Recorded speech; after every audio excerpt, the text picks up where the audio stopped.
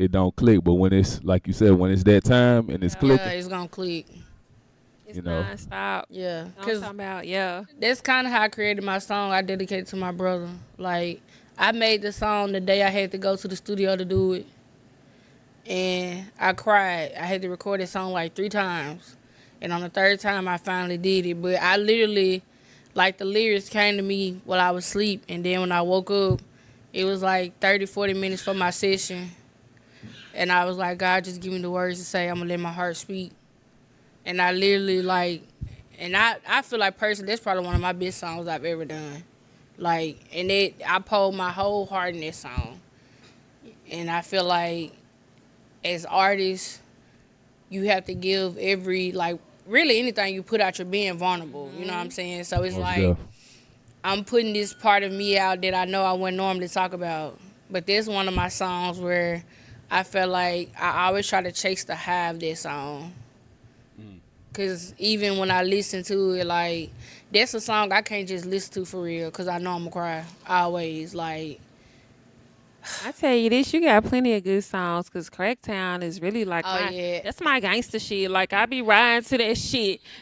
Yeah. Every time that I listen to that song, it be like, niggas pussy footin' with that rap Yeah, shit. and then what's so crazy, like, what's so crazy, somebody made me mad for I went and recorded Cracktown. So, I ain't gonna be messy, but somebody had made me mad, y'all, when I went and recorded Cracktown. You tell your business. You know me, man. You know, me and Bay had just got a little spree or whatever. It wasn't nothing too serious for real, but if you know me, you know. I don't know what it is. Anytime I go to the studio, somebody done piss me off or I made it there. I don't know what it is about people just irking my nerves before I get to the studio, but it happens naturally. But now I've got to the point where I'm more calm. But Cracktown was just one of them songs. I felt like at the time a lot of people was playing in my face. They weren't taking my music serious. And I was like, for me to been singing for so long, I taught myself how to rap for real. And I was just like, you know what? Let me give people a reminder. Like, you ain't just, like, when you approach me, you ain't approaching nobody that don't know music. Like, I know the background as far as how I want a beat to sound. I could literally compose my whole song with no beat, period, and know how I want my beat on top of a melody. With 808, I need all that. So when I made Cracktown, that basically was me saying that, like, stamping where I'm from, letting people know, like, you know what I'm saying, y'all playing around with it, y'all pussyfoot. I go in the paint with it. Ain't no missing no shots. Anything I put out is a hit, whether you catch on now or not. So yeah, that song was really like, man, it definitely was a gangster song, no cap. Hey, Yeah, that was. I felt it because when I saw that video, first I heard it. Then I saw the video, I was like, oh, she mean that shit. Oh yeah, I meant every single word. Then I saw you playing. performing, I was like, okay, I like that. All right. The next question for you is going to be, what's your favorite part of the creative process?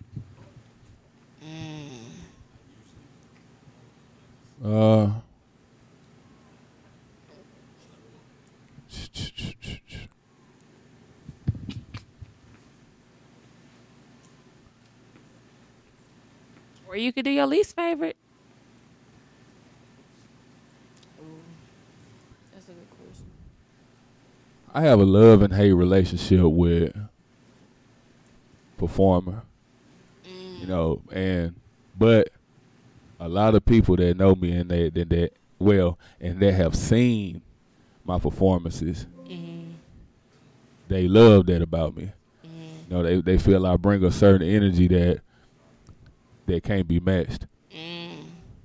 So, but I'll say it used to be, one of my least favorite things initially starting out as an artist. Yeah. I'm pretty sure a lot of people probably initially that was probably their least favorite thing, people staring at you, you trying to control the crowd, you know what I mean? But I kind of started to look at performing as a form of public speaking. So, and that kind of helped me, throughout the years, me performing, trying to lock and make eye contact with each person in the crowd. That's something that helped me, actually getting comfortable, with who you're around, Shout out Major Key. Hey, Shout y'all out are Key right in the over there. I'm building. sorry. Major What's Key. Speak of the devil. Literally, for real. I'm hollering. Shout out to the DJ. I just brought you up for real though before you came in. She actually They said who was my music inspiration. Calm she down. actually said you was one of her. Yeah. You was one of her inspirations for music. Most there. Yeah, so calm. Be calm. Be calm. Good. It was a joke. Baddest angel in the building. You know, I ain't even got my glasses, Liz. What's one of the questions for me? Or for us?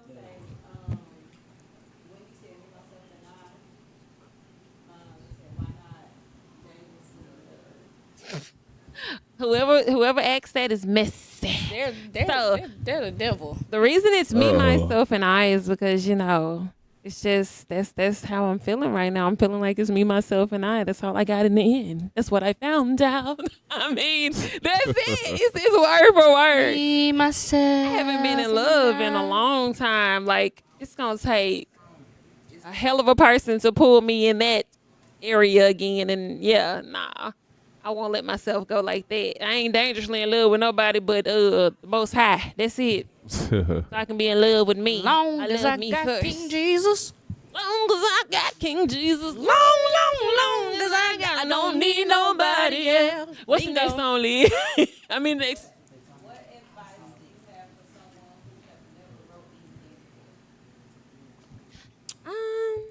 I, as a once freestyle queen, I used to hate writing. Think of a rap or a song as poetry. It's easier to write poetry because, well, if you learned in high school, you'll learn the different ways it is to write a poem. You got like A, B, C. Then you got, I think it's like A, D, B, C, which is basically where, so the formula go like, most rappers, they rap in like ABC. Each N word gonna match or it's gonna have a similar sound. So Cracktown, this rapping ish, Big Sis influence this. Like just try to think of it like that. Long as the N words of the phrase match, that's basically how you start out rapping. So try to do a poem first, put your poem to a beat. You just wrote a song. It ain't gotta be long.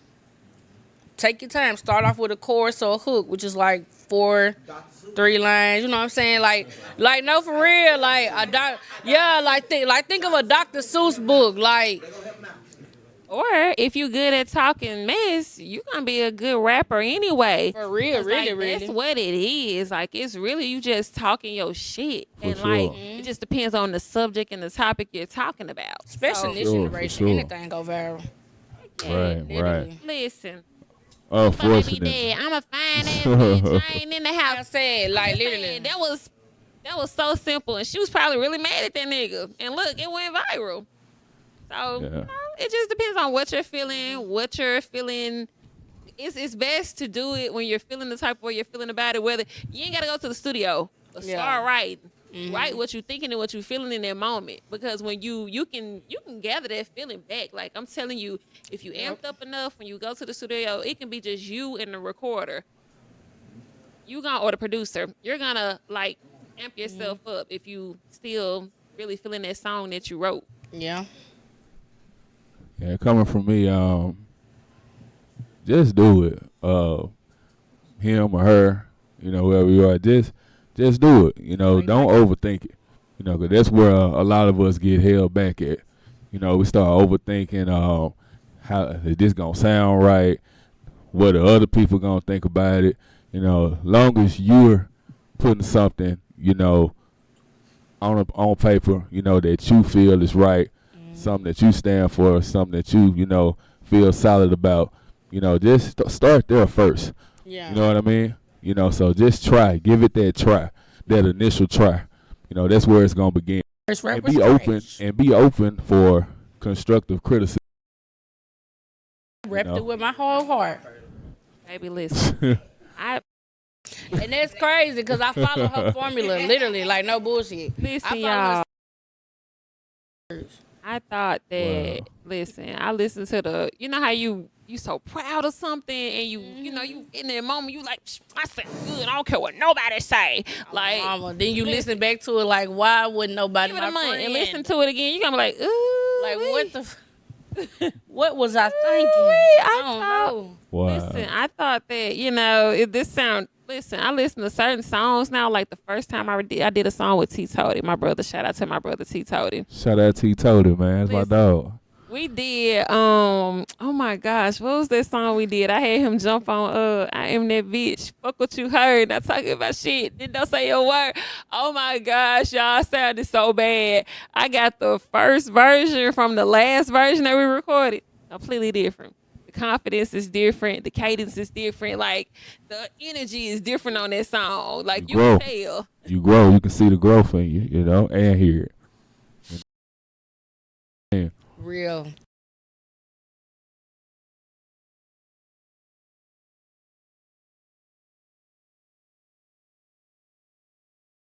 Be what advice would you give to an aspiring musician or artist? Don't care what nobody think or feel. Don't care about who is or isn't supporting you. Don't even think about money. If you love music, do it for that. Because you don't know when your time is going to come. But just know when your time comes, you're going to reap your benefits. Because most aspiring artists, that's literally all they stress about. And the last thing would be learn the business. It is 10% talent, 90% business. Yep. Know your rights. Have your publishing and audit. And then you don't need a manager until you have something to manage. Like when you're something worth managing, that's when you get a manager. A lot of the times even as independent artists, we be eager to give out money to people, and in reality, you could really keep that money in your pocket, have somebody that believe in you behind you, and y'all could create that same quote-unquote motion. So find ways to save money and not spend money. But yeah, them would be my 4 or 5 to give out. That's for sure. Yeah. I say for me, the advice I give to an aspiring musician is just be you. Be your authentic self. Don't try to imitate. Don't try to replicate. Like, just really be you. And if you continuously be you, never know. None of us are supposed to stay the same. We're supposed to grow as artists, as people, as individuals. You could be a different person 2 to 3 years from that. That's why I said somebody that knew me 4 years ago, you knew of me, but you don't know who the hell I am now. So, yeah, you can grow as an artist and as a person every single day. So, be you, be your authentic self, and don't let, like she said, the outside influences or the noise get in your head. Yeah. For sure. Both of those were excellent points. Pretty much in a nutshell, the ingredient, to being an upcoming or aspiring artist. But I just piggyback on both of those things. So, of course, make sure you know the business. And that's something that I feel you probably should learn before you even do your music. Yeah. So because that's something that I did before I started making music, and that's why I was able to put myself on a different platform and a different scale.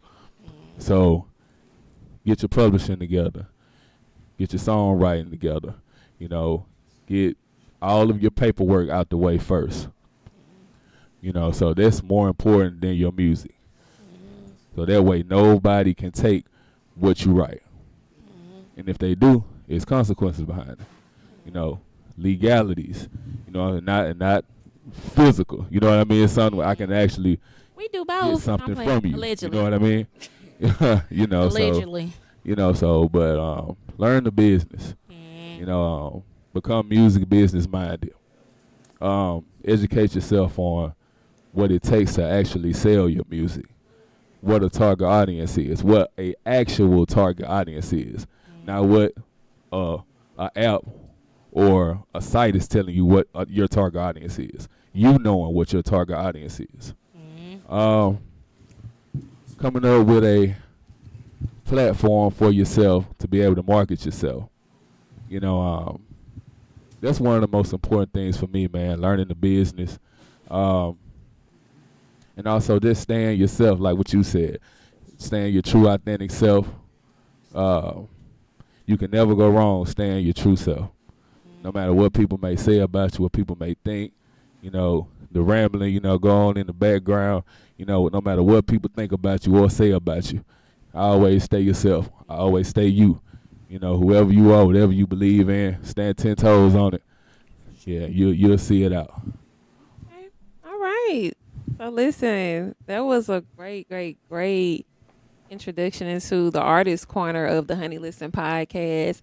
We will have more of those coming up with, you know, maybe a couple of surprises at the end of this, you know. For sure. Nice. So we're going to move into the podcast topics. And tonight, Redfield is joining us. We're going to keep it light. I tried to choose some good questions so he wouldn't get in trouble. So listen.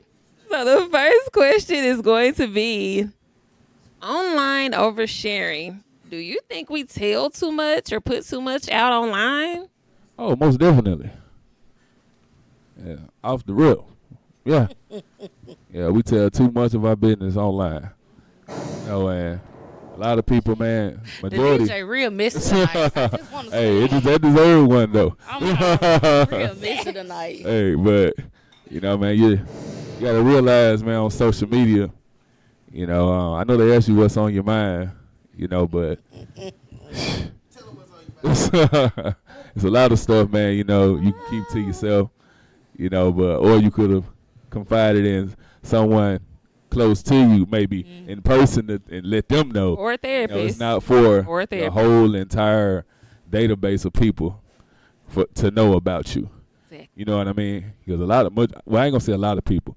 Majority of people don't care about what you got going on. They just want to be nosy. Being honest. That's it. They just want to be nosy. It may be a real handful of people that actually care about you as a person and also your situation and what you're actually going through. And if on one hand, if that, you know, so just be mindful and be cautious about what you put online, you know, man. So that's kind of what I got to say about that. I definitely feel like people do, but me personally, I rarely put what I go through online. And if I do, that means whatever I'm going through is kind of like irritating. But I don't really try to put too much. From my Facebook, you'll think I'm broke, rich, single, got a man. Because I really just share memes more than anything, and I just be sharing my flyers. I'm not really an internet person for real. But I do feel like as a society, a lot of people, I mean, that's how they making their money now. So they definitely oversharing, because some of that stuff, baby, I'm taking to the grave. You couldn't pay me to say the stuff they be saying on Facebook. They be getting down and dirty. It be getting too serious for me. Don't have to worry about getting inside the club because it's on the nets. I can literally go look it up. Crazy work. But yeah, I do feel like we just live in a generation now where everything is just overly available. Everybody is overly sensitive, but then they're overly opinionated. It's just a whole lot of over-the-top stuff. Facebook FBIologists. I'm talking about doctors and teachers. Everybody think they're a doctor. Everybody is a doctor. Everybody's a therapist. Everybody just knows so much. Take your ass to school. Please. Or you should have went to school for it if you know it like that. Because, Mm-hmm. wow. Like, I just don't be understanding. Like, go to school for all that. Need a findologist. I just don't be understanding. Then people be thinking they know you from something you post on Facebook. Yeah. Like, baby, it's the internet. Like, right. I'm lying. This is a facade. You see me smiling. I could have just smacked the bitch before I took this picture. You don't know. You weren't there. You know what I'm saying? So, yeah, I just feel like we just in a generation now. Everybody want to claim they being real, but I mean, I feel like it's the internet, it's a persona. Like, you putting out what you want people to know, and some of y'all, we need to bring shame back. You ought to be shamed of what you're putting out and posting. Shame. That's what your grandma. Come on, DJ, can we get an over there? Look, I need for sure. Listen, okay, so yeah, I do think social media has ruined a lot. It's ruined the dynamic between the black man and black woman, which it was already there silently. Already there, literally. It was already built up, for slavery. But with social media, the divide is horrible. If I see one more podcast, black man and black woman, it's created. horrible. I hate it. Oh my goodness. I feel like that's a program that we all have to fight to continuously break. So, because I love a black man, I support black men, I support black women. Like, no, that's something that we gotta break. Believe that. Hold on, we got a question. We got a question. I see this real hair up here. We love our blackness, honey. We don't mess around. Do people tell what they want to tell, or is it the truth? How can we tell the difference? Hold on. I'm gonna answer that. Let me get in there. So I feel like people tell half truths to save face. That's what I feel. Depending on the situation, but me, I tell the whole truth and nothing but the truth. So help me God. Hold on, it's your right hand, right? I always tell the truth, and I don't try to make myself sound any better or any worse than the next person. I like for people to know, have the whole picture. And I don't care if it makes me look bad, good, because I want you to tell me if I'm wrong. Yeah, for sure, I want you to tell me, because I'm a damn sure tell you if you wrong. For sure. So that's just me. I was just gonna say the same thing. Like, it don't matter really if that's your truth. That's your truth, because you always have your side, the other person's side, and then the truth. So really, both of y'all could be wrong, and the situation or the nature of the information itself, how it's perceived, huh? It's really on how it's perceived. So a motherfucker can say I'm lying, but this is literally my truth. You can't take my truth from me, because that's how I felt in that moment. My experience. Yeah, like that's my experience. What Cat Williams says, you don't get to treat me like shit, then control my experience afterwards. No, baby, this is my commentary. That's you know what I'm saying? So I just feel like it just depends. But if you feel like you know that person outside of whatever they posted in, you should know when a person lying. Like my telltale when I'm lying, I don't even gotta say, but the people that know me know. Anybody, if you know me, listen how I talk, you can tell when I'm lying for real. It's smooth. I throw it in there so quick, so easy. Normal people won't catch it. But yeah, I know when I lie. Tell me when we get off camera so I can know. I'm tell you off camera. But yeah, my telltale signs when I'm lying be so easy, man. It's crazy work. But you gotta really know me, because my poker face is crazy. Like, I could be up here mad as hell. You wouldn't know. My poker face is literally just crazy. Like, I could be up here mad as hell. You wouldn't know. My poker face is literally just that. Hello, how y'all doing? Welcome to the Honey Listen podcast. Listen, y'all, this is season 2, episode 6 of the Honey Listen podcast, and it's called Fine Print, because you got to make sure you read the fine print and everything that you do and everything that you sign. So we getting into the details tonight, basically. So this is your girl, this is your host, Sassy Savage. You can call me whatever you want, just don't call me a motherfucking hater, because I ain't never been that shit. What we got? It's your girl, K-U-Y-B-R-E-Y, my lady, because I'm classy. Charlotte is a YT co-host. What's up, y'all?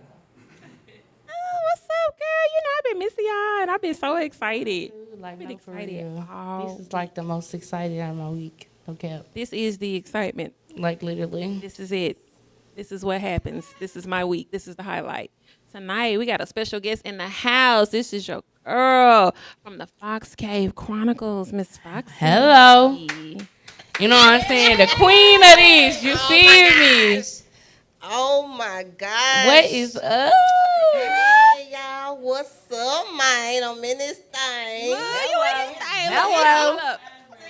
This is such a turn. In the building. Look, this is a turn of events, y'all, because I started out on her podcast as an artist. So, it was only right that I came back and was like, literally, my girl, you know what I'm saying? What's up? I knew she was going to be ready. I knew she was going to be live, lit, and in the building. She was over there having a little karaoke session. We was loving it. The DJ had us up here lit, singing love songs. And, they is on it tonight. I was crying. They was singing. I can't sing.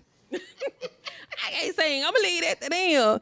Oh, look, I want my girl Foxy to tell y'all what she do, tell y'all what she got going on. Like, this is a Jill of our trade, y'all. Oh, my gosh. I feel so freaking honored, man. For real. Like, it's crazy. The queen of this part, you feel me? The queen. Crazy. Pay It's homage. crazy. I don't think y'all understand. This is really big. Like, y'all like, hello, wait 100, listen. Sure. Like, we got that one in here. Oh, okay, then. The hardest working podcast in the biz. Hey, it speaks for itself. You know what I'm saying? Oh my Baby, gosh. we give flowers when they do. It's just what it is. Shit, I should have bought a bouquet of I roses. literally, I was thinking about it. Why they showing out tonight, child? Why Nah, they doing that's just for real. That's the truth. The truth is the truth. One truth thing is the about truth. us, we some truth tellers. I'm trying to, hey, like Ain't my, no gas you like if you don't Granny say, the deserve it. proof in the pudding. Oh, okay. Yeah, that old school clock it. I'm just trying. I'm trying to contain myself, y'all. Let me gather myself.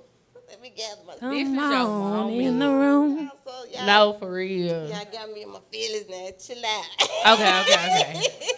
Right. Now, for real though, thank you for inviting me. Like real talk, like you know, it's crazy because I was really just talking about it, and then you hit me up. So, yeah, I'm here. Let's talk about it. Girl, Talk about it. aren't Let's talk about you? what you want to know, what you want to hear. Listen, I want to talk about some of your accomplishments over the years because it's so crazy that I get to put you in a seat that you had me in. I'm loving this. Let me take advantage of this. Hello. Get comfortable, man. Oh, Sit back. since the interview, which was, oh my gosh, it was years ago. I want to say between 2020 or 2021. I'm like, Yeah. It was years ago. And I'm talking about, y'all, the turn of events is crazy to me. And I'm really loving it because I know you always do podcasts. You host podcasts. So you never get a chance to just tell your side. We want to know about Foxy and what makes Foxy Foxy. What made you do and start a podcast? it was never. It's one of those things where it's like it was never in your plans. But it was in, I'm serious, y'all, but it was in God's plan. Like, I never, acting was always my thing. I had never, what I'm saying, podcasting was never crossed my mind. You know what I'm saying? But long story short, my cousin, he was the one who told me to start the show. And I didn't know what I was going to do or how I was going to do it. And God gave me the vision, like real talk. So I planned it out. I thought it out. It took me 3 months to, put everything together, reach out to my guests, figure out what day of the week I was going to have it on, what time I was going to have it. All the strategics of this shit, man. Like real talk. I didn't know what or how or what. Real talk. So like I said, the first show, we didn't have nothing but my phone and a ring light. Humble beginnings. Hey, That was it. And that Wi-Fi. Real that's talk. all you need for And real. shout out to my homie Rooster Black. He on the team. Yeah. One Shout of out my to Rooster. original team members. He was the one who paid for that Wi-Fi, man, so we can make sure Shout out to make sure him. the show, what I'm I saying, be screamed right. across that Wi-Fi. I appreciate Like, you. real talk. So, it started out with my love for music, the Mississippi music scene, the OGs of the Mississippi music scene, Reese and Bigelow, Mississippi Mafia, Wildlife Society, you know what I'm saying, so on and so forth. And it went from music artists to black-owned businesses to chef owners, boutiques, Makeup artist. like everybody. It just You know what I'm saying? Like I said, I'm an open platform to everybody. And for some people, it was their very first time ever having an interview. And that meant a lot to me, but it meant more to them because they, man, thank you, Foxy. You know what I'm saying? I appreciate Recognize you. our talent. Nobody never, I ain't think nobody, it's for everybody, man. How, why not? Yeah. And a lot of people was like, how you see people on the show that besides the ones that you do know, but you see people on the show that you never knew that they did this or they did that or this was here and that was, you know, like real talk, or that was a business or whatever, you know. And shit, man, can we put something here? Yeah. This is a very Baby, free this environment. is, yeah, You know, you can. man, it's like people appreciate that shit. Nah, You for real. know, Yeah, and we do. like real talk. So I open platforms to everybody. It went from having it at my house. If you ever had the chance to come to the original Fox Cave Chronicles, Yep. which was at my home, Facts. in the back, Yep. and then my little Fox Cave woman cave den, you Yep. know. When you came, did we have the backdrop or we didn't? I don't know. You did. You did have the backdrop. Okay, we had. Yeah, But you for a did. long time, I didn't have a backdrop. I didn't have none of, nothing. Like I said, but the ring light and the phone. So I was having the shows at my bar. My bar was my set, Yep. And like, so it went from that to the tables. It's like, it's levels. The shit was just, study, upgrade. You got the backdrop, you got this, you got that, you know what I'm saying? And so it went from my home to my first venue, And my neighbors, I know they was going crazy because I know they was like, God, she ain't never had this much company.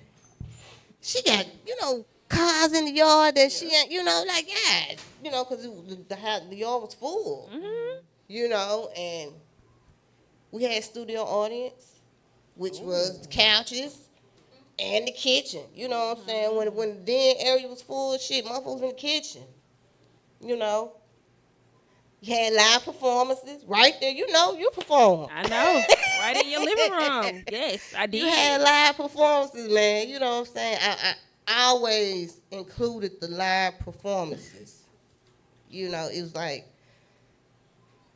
it had to be done. The story it's crazy. You know what I'm saying? I've been watching. But it's like, that need to be a fucking movie. Listen, I'm waiting. I'm waiting for you to turn it into a movie. Need to be a movie now for real though. Shout out to everybody that has ever been a guest on my show, because it's nothing without the guests. I'm Fox Cave Chronicles, but I'm nothing without each and every person that I've had. Sit there and chop it up with me, because you have different personalities sitting next to you. Exactly. And you got to be careful, because you don't want that energy to rub off on you, man. You know what I'm saying? Mm-hmm. But at the same time, you still got to remain in character. You know what I'm saying? Because I done had some guests on the show that I want to get out of character with. Sure. But you had to compose. I could, man. I still had to stay in, Fox Cave mode. So, yeah, man, it's crazy. It's just. Trust me, I understand. But I'm proud of my baby. We just made 5 years. You know what I'm saying? So I think that's a milestone. Congratulations. Yeah. For doing it. Like real talk. To see how it went from the house to where we at now. And congratulations to you.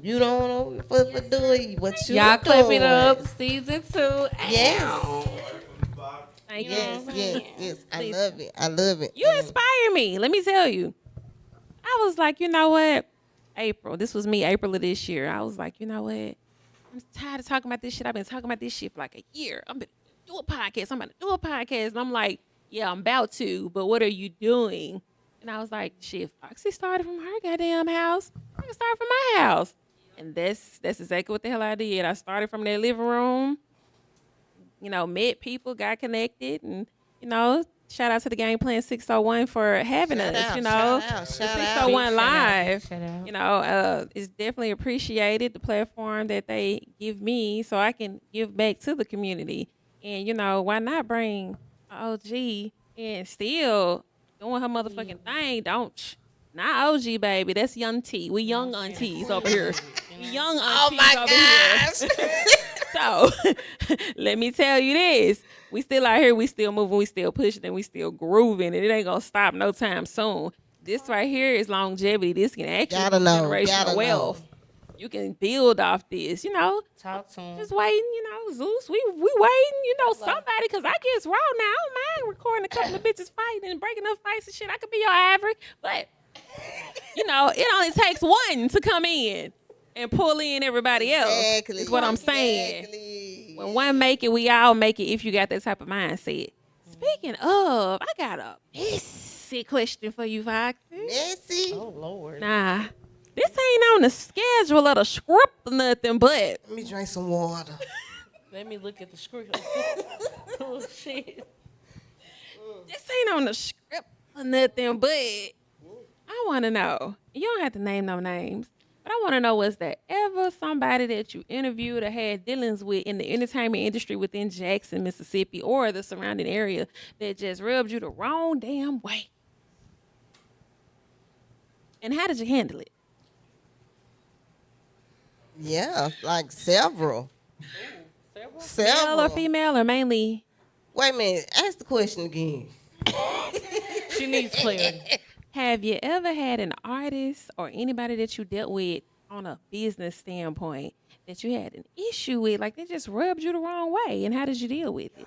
When you say on a business standpoint, what do you mean? Like they've been on my show? If you're interviewing them, if they've invited you to an event to, do your interviews. Okay, yeah, several. Several. How did you deal with it? What was the worst one, and how'd you deal with it? Oh my gosh. I can't say the name, man. You don't have to name no name. You don't have to You don't have to name no name. For real though, but now real talk, what I do is, after the situation, I don't even address them. It's like you just, Cut off. yeah, Yeah. that's it. Period. Understood. Yeah. You know what I'm saying? I feel you on It's that. like, okay, it's a wrap on that. You'll never be on here again. Period. real Protect talk. your I peace. feel you. It only take one time. That's it. Look, I know it wasn't me because I was on there about 3 times. So I know it wasn't me. It wasn't me. I'm free. I'm Like real innocent. talk, it don't take one time, man. You know what I'm saying? But at the end of the day, I'ma still uphold myself as a professional. Yes. The whole time. Yes. But yeah, after that, it's a wrap for you. It's a wrap on that. It's dead on that. Damn, I hit myself in the lip. All right, babe. Shit, I did a lot of things on this camera. But let me tell you. Oh, I want to know, Foxy, another question. What do you have that's up and coming? I ain't got there yet. What do you have tonight that's up and coming that you'd like to let us know about? Up and coming. Any new projects? Any new interviews? Anything major? You talking about the reality TV? I like reality. I like to keep it real. Look at her, y'all. Okay, yeah, I do have a reality TV dating show that's coming soon. It's in the works right now, but we do have an open casting call, virtual right now. But we are going to do live auditions as well. But we're gonna have to get like some. First, I gotta set that date. It's so much going on. Yeah. Like real time, so much going on. So the live auditions gonna have some heavy promotions because we want people from all over, not just Jackson. Hey, but don't we know You know it? what I'm saying? Don't we know to it? the auditions. So I'm excited about it. It's more of like a new journey for me because like I've been doing podcasting for 5 years. So it's like, not that I'm tired of it, but it's like, okay, what's next? Yep.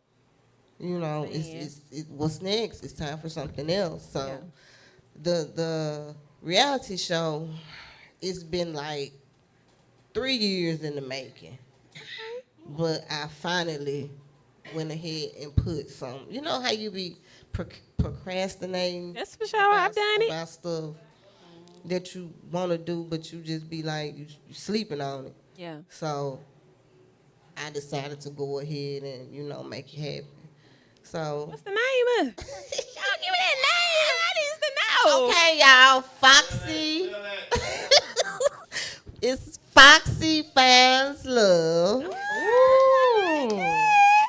A reality TV dating experience.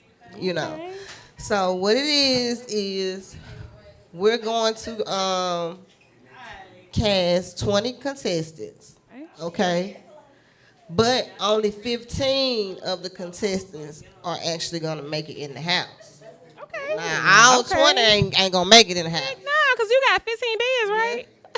16. 16. You got to have the big room. The big, I feel you. Who said I'm staying in the house? Oh, you ain't staying? I know that's right. Oh, okay. Who said the queen staying in the house, baby? The Fox. That's no fun if you don't. Y'all want to. I just said who said.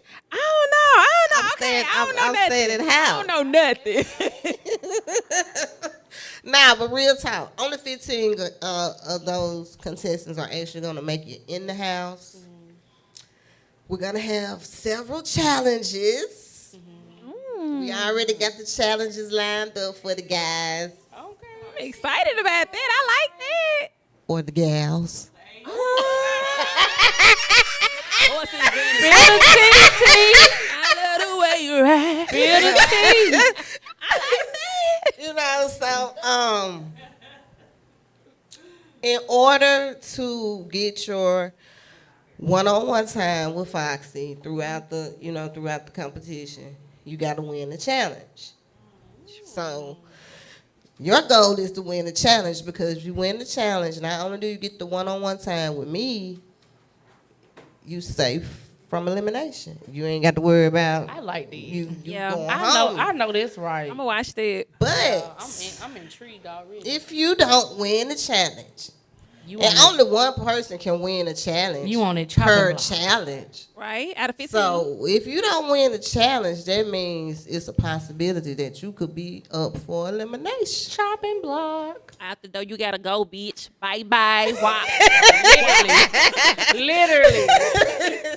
So your goal is throughout the whole competition is Win them to make it to the top 3. Ooh. Like that. So you that's get to right. the top 3. It ain't no down to the final 2. It's gonna go from top 3 to Foxy Found Love. Period. I know that's right. Period. Now that's different. That's something I you like rarely that. see, because they always do top 3, top 2. Yeah. You rarely see top 3, top 1. Ooh, I'm intrigued. That's for going to real. be, damn, so Yeah, you that's eliminating 2 different. people in the end at once? Like that. Ooh, they're gonna feel so shitty. No, listen. I would be so hurt. Like just imagine you think Gold you medalist, won. bronze medalist, silver Silver. medal. Damn. Listen. Oh my gosh. So I think technically, if you got 3, I think you're gonna already know. I'm gonna be seeing if I can guess in the end who you gonna Me choose. too. Yeah. Cause I feel like ain't no way it's gonna switch from the person that been on 1 to 3, unless you just did something for real. But nah, like I feel like I don't want to say it's gonna be obvious, but we gonna know. We gonna know for real. We gonna Yeah. I know that because 1 and 3, that's you never know. It could be a twist. I ain't gonna lie. I mean- a lot of shows that I used to watch back in the day when I was a kid. I don't know how old y'all is, but like Flavor of Love and stuff, that surprised me. Hey, Yeah. Cause when he Yeah. did pick New York, I cried and didn't want to go to school the next day.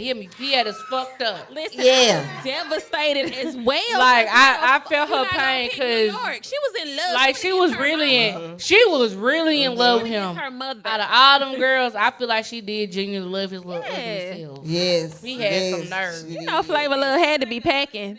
Thick ass. He had to be packing, and he had to have that bag. That's it. And I'm so glad y'all brought that up, because that's one of the reasons why I also decided to do this, is because I wanted to bring back like real entertainment to reality TV. You know what I'm Yes. saying? Yes. You got the fighting and all that with what's going on, but I wanted Now, not saying that them guys ain't gonna fight in the house. You never know. Because you know when testosterone get to being around each other, stuff I ain't just get to saying happen, that, so. but it's not gonna be based on that. You know, Exactly. it's gonna be more on fun and entertainment with the challenges, and you know what I'm saying. Yeah. You know, seeing who really is trying to be there for me. Yeah. And so that's what I wanted to do with it. And then I really didn't, you know, if don't quote me now, I could be wrong. But besides the Bell Collective, I don't see anybody else around here doing reality TV. Exactly. Besides, you know, the dancing dolls, the dancing dolls, and Stay Ready Network too. They Oh, they yeah. doing their thing too. Shout out as Stay well. Ready. Shout out to them. Yeah. So, but besides that, who y'all know anybody else doing reality TV? Not that I can name. Not off the top of my head Not that I can name. No. Oh, Valley TV. I think he is from Jackson. Oh yeah, Yeah, Valley Oh TV. yeah. The Playgirls. Yeah, It's Playgirls. Yes. Yeah. Oh, Shout out to Playgirls Club. let me tell y'all, I got on that through TikTok because I was looking up something about baddies. I was trying to see if Lex beat up Scotty, and We're not gonna get into that. because listen. y'all- Shout out to my niece. Shout out to my niece Aaliyah because she keeps me up on the baddies and the baddies gone wild situations. And, you know, I gotta send her something. I'm like, Leah, what happened? Because I don't watch it. So Leah, what happened? Because I be wanting to know because I like Lex. I do. Zeus just be stealing our Lex. money. You know what I'm saying? I like Scotty too. It's I so watch it. hard. Like honestly, it really was nothing. Like It nobody wasn't. won. Nobody. Like even Lex said it though. Yeah, in the like episode. she said it really She wasn't a said fight. It wasn't a fight. But It really Tavy, wasn't. listen. Oh yeah, she. They was fighting, true enough, but I would have to watch it over. But I'm just saying, I watched back in the it day, in what was the slow-mo. rule? If you saw blood, who lost? The person who was bleeding, right? But see, now that's one thing I will say. I don't assume that because I mean you're fighting. So some people are like cut easily. Some people have hard knuckles, like hard knock life. Girl, they for said real. Lex whooped So it the kinda- asthma out Yeah, of her. so I Let's kinda- be for real. But I bleed easily, so you'll probably You think you just beat. Yes, I bleed. I bruise and bleed easily. Yeah, I can believe the bruise. very bright skinned. So it's like when You was in the house. yeah. So I don't really like. I don't go off shit like because when I used to fight, you could tell. Like I had the black eye. You feel me? Like I'm talking about purple like that. So I'm not just gonna say that. I feel like it's just all about who hits connect the most. And Lex hits connect the most. Like she be, and then when they be trying to get her off him, but when she get in that and she get the. Oh, I mean, a hit don't, you know what I'm saying? A lick don't mix. Let me say this. You can tell Lex is like, It's first of all, technique behind you that can tell shit. when she playing, when she don't want to hurt them. Yeah, when versus she really when she do. really mad and when she really fighting. And like when it came to Scotty, it was like, Lemmy was like, allegedly, Lemmy was like, oh yeah, you know, yeah, y'all can fight, Scotty. You need to stand up for yourself on TV, on camera. Let these folks know that you fight. Like that's what I feel like they had to pep talk with her. But at the same time, when she fought Tavy, she was ruthless. It was a difference. Yeah, between it definitely those fights. was. It was the difference between those fights. You can tell she was told not to hurt Scotty or bruise the brain. And then it's like everybody knows Scotty's not a fighter either. Like that's been overstood. But I do love the fact that she's taking up for herself. She's gotten better. She's not going for She's y'all gotten better. bullshit, and she has gotten better. She learned some things. Scotty Yeah, learned like some Scotty didn't learn some things. Like she really have, and I love that for Scotty. I love that for Scotty for real because they really do be trying to play her because they know she's not like that. But she's showing y'all don't get that shit twisted. Period. Yeah. Oh, listen. Okay, y'all. So the last question that I have for Foxy would be, what have you been doing over the years since the last time I saw you, kicked it with you, chill with you? Because I think the last time we were together would have been at one of your award shows, which I was invited to. I had an interview. I had really 2 interviews because I had one at the house, one at the first venue, and then 2 award shows. So yeah, 4 times I performed at your spot. Yeah. Shout out to Foxy Chronicles for I know that's fucking right. with Sassy Savage. But a lot of people didn't fuck with Sassy Savage, and I'm being a little messy, but anyway, we're here. A lot of people didn't fuck with Sassy Savage, but Foxy fucked with Sassy Savage. So shout out to you. Shout out to Foxy and the Fox Cave Chronicles. Fuck that. Y'all do some woo. What? Yeah, I just woo. Yeah. elevate with my craft, man. You know what I'm saying? It's just like each season. We're at the end of season 5 right now. I'm trying to end season 5 because I've been going ever since June of last year. You know what I'm saying? Which is the longest season that I've ever did in the history of the Fox Chronicles. You know what I'm saying? I normally cut my season off maybe 5 months, 6 months. You know what I'm saying? At the most, if I go 7, I'm pushing it. But for to go the whole year, You going hard. I really challenged myself. That's that work. Every day I'm I hustling. challenged myself because I knew it was that 5th year. I was trying to get to that 5th year, so I was just pushing myself that whole, that year, man, and each year I just try to add something different to the show to make it more fun, more, because you don't want it to get Mundane and boring and the same. I'm trying to keep throwing, and something in there to make it, interesting or fun or what have you. So, and even though the platform is for everybody, I still pick my guests wisely. You choose your guests wisely. True. But like I said, you will get some on there but you know what to do. Exactly. That's dead on it. But yeah, just trying to elevate, man. I want bigger and better. It's some celebrity interviews that I would love to have that I'm working on. Trying to get 8 Ball and MJG for show. I'ma scream. I just want you to know. Forever, always. I just want to be in the corner. I ain't gonna be in your way. I'm gonna be in the corner like. Forever, always at the top of the list, man. Please, just tell them the only song that I request, if you get them to perform 2 songs, they gotta do Space Age Pimpin'. I'd be obliged if you step outside, because my ride is Yeah. Okay. Please. Okay. Please. Yeah. But yeah, they at the top of the list and so on and so forth. I want to do like a Fox Cave on the road, where I go from different states and interviews and this that. Yes. I want that's what I'm saying. I'm trying to incorporate different things with the show. Not just the and that's why I said once season 5 ends, it's gonna be all about Foxy Five's love. We're gonna take a break from the Chronicles because we've been rolling 5 years with that. So we're going to chill out on that. If you ain't got your interview by now, you just going to have to wait till 2027. You wasn't invited. Because the rest of the year in 2026 is going to be focused on Foxy Fine's love. So we ain't worried about the Chronicles unless it's the event I'm booked for or you want to pay a little extra to go on, let me come, do off-season interviews. But other than that, man, we're going to let my baby rest. I know that's right. Let her rest for a minute and let's get this reality thing going, man. The beginning to an end. Yeah, real talk. Ready to pause. Hey, I love that. I love that because, you always have to wonder and worry about what's next. But you're not worried. You're already in motion. It's You're already in motion. You like, shit, I've been working on this. I'm going to put it into play. And that's what it takes, y'all. This is the stuff I be talking about. I don't know if y'all been paying attention. I kind of like the motivational speaking thing. I don't know how great I'm going to be at it because I think I'm too real for TV. But I'm going to say this. I say go after your goals, man. Don't let nobody tell you it's too big, it's too small, it's stupid, it's this, it's that. Like, go after your goals because if you don't, you'll regret it. Remember what I said last week, right?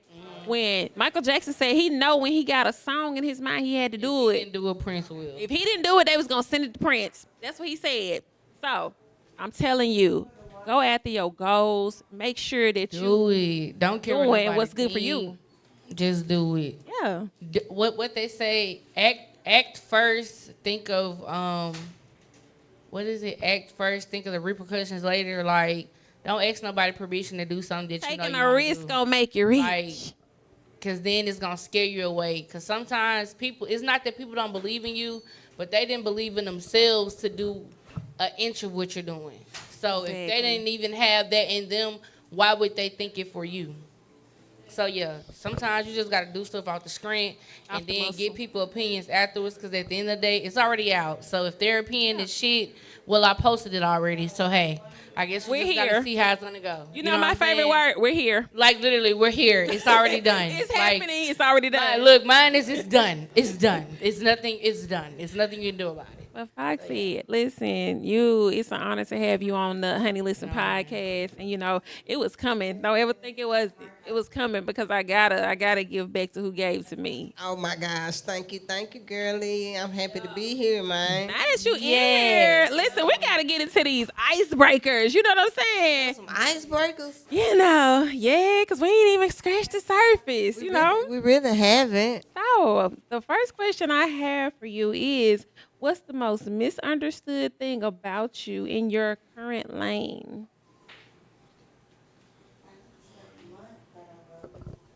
Break that down. Try and get my.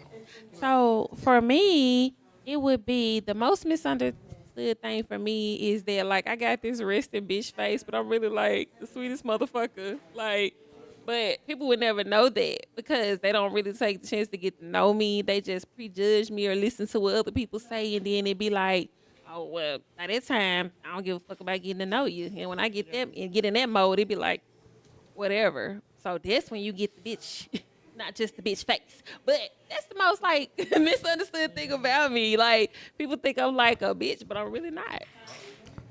I would piggyback and say that's like the same for me. And people think I'm nonchalant. I'm really not. I just be in my own world because it's like I go off energy, auras, vibes. So when I feel like something's off, I'm immediately gonna be quiet. Like most people probably think I'm quiet because I don't really speak a lot. Because I'm really scoping the scenery. And once I get the feeling like you just not a good person, I'm not gonna want to talk to you. And then that's when people take that as a sign to vent to you. So it's like, now you're telling me something I don't care about. I really don't know what you're talking about. So now I have to go off into my world, Brayland. Like I have to venture off in my mind, but I'm acting like I'm there, which I'm like, oh wow, for real? Like that's crazy they did that? Like no way. Like you thinking I'm there with you in that moment and I'm literally somewhere else. So yeah, people probably think that I'm quiet and the rich and bitch face. Like, that's the top two, for sure. Okay. For me, like real time. For me, this is what a lot of people like don't understand about me, and they take offense to it. Like and feel some type of way. I am like an absent friend. You know what I'm saying? Like. 1 minute you'll be hearing from me every day, all the time. You know what I'm saying? Like this here. And then I just be ghost. But that don't mean I don't fuck with you or I'm acting funny or nothing. Shit, just call me. That's just how I am. And people take offense to that. Yeah. Like, well, she ain't calling me, you know what I'm saying? I ain't gonna call her, or she acting funny, you know what I'm saying? Because, like, if you be hearing from me at first, you know what I'm saying? Oh, Every I day, get it. all the time, you know what I'm saying? But that don't, like I said, that don't mean shit. Yeah, That's like, just how I am, man. So You shit, gotta don't take no recharge. offense to it, just pick up the phone. You gotta No, people have to recharge. And So I get people, it. and then people will talk to you every day and don't even like your ass. So it's like, Right. if you really know me Yeah. or you really have a bond with somebody, they gonna understand that. Like most of my friends, we're literally like that. We'll have a spurt where we talking every single day. Then we literally won't hear from each other 5-4 days, but it's nothing different. Like Right, we're right. grown people with, you know what I'm saying, with different lives. They have kids. You know what I'm saying? I work a job. I don't got kids, but I work a job. So it's like, shit, I understand. Like, if I don't hear from you for a week, 2 weeks, a month, I'm not going to feel a ways. We're grown. You're dealing with real people issues. Yeah. Like, people don't be understanding that. In the midst of that, people going through shit Yeah, like silently, people going through their behind own the scenes stuff, that you like, don't even that you fucking don't even know about. about. Literally. Facts. I feel like we're just in a generation, they love counting, like, Favors. everything Counting is favors. everything they're counting is like, bro, if I really fuck with you, it don't matter. If you Right, here, if you right. here with me for the long haul, That's just what it is. Like, I feel like friendships are literally, they're just the opposite of relationships, but they're still similar. Like, you have to put in work. It takes time. You have to genuinely understand that person. Right. If you don't know me, you don't understand me, then you're going to be insecure because you're overthinking it. I'm not. I'm thinking we good, ain't no issues, and you over there you're feeling some type of way. hyperventilating because I haven't talked to you for 3 days or 5 days. So Like, wait. Since we're on that, let me ask this. So, what is the deal with, like, okay, like you said, you feeling some type of way and you don't say nothing. What's the deal with that? Do you can't consider that to be real friendship or just? I don't consider it to be a real friendship. The only reason being because I'm the type of person, when I become your friend, I try to learn your communication style.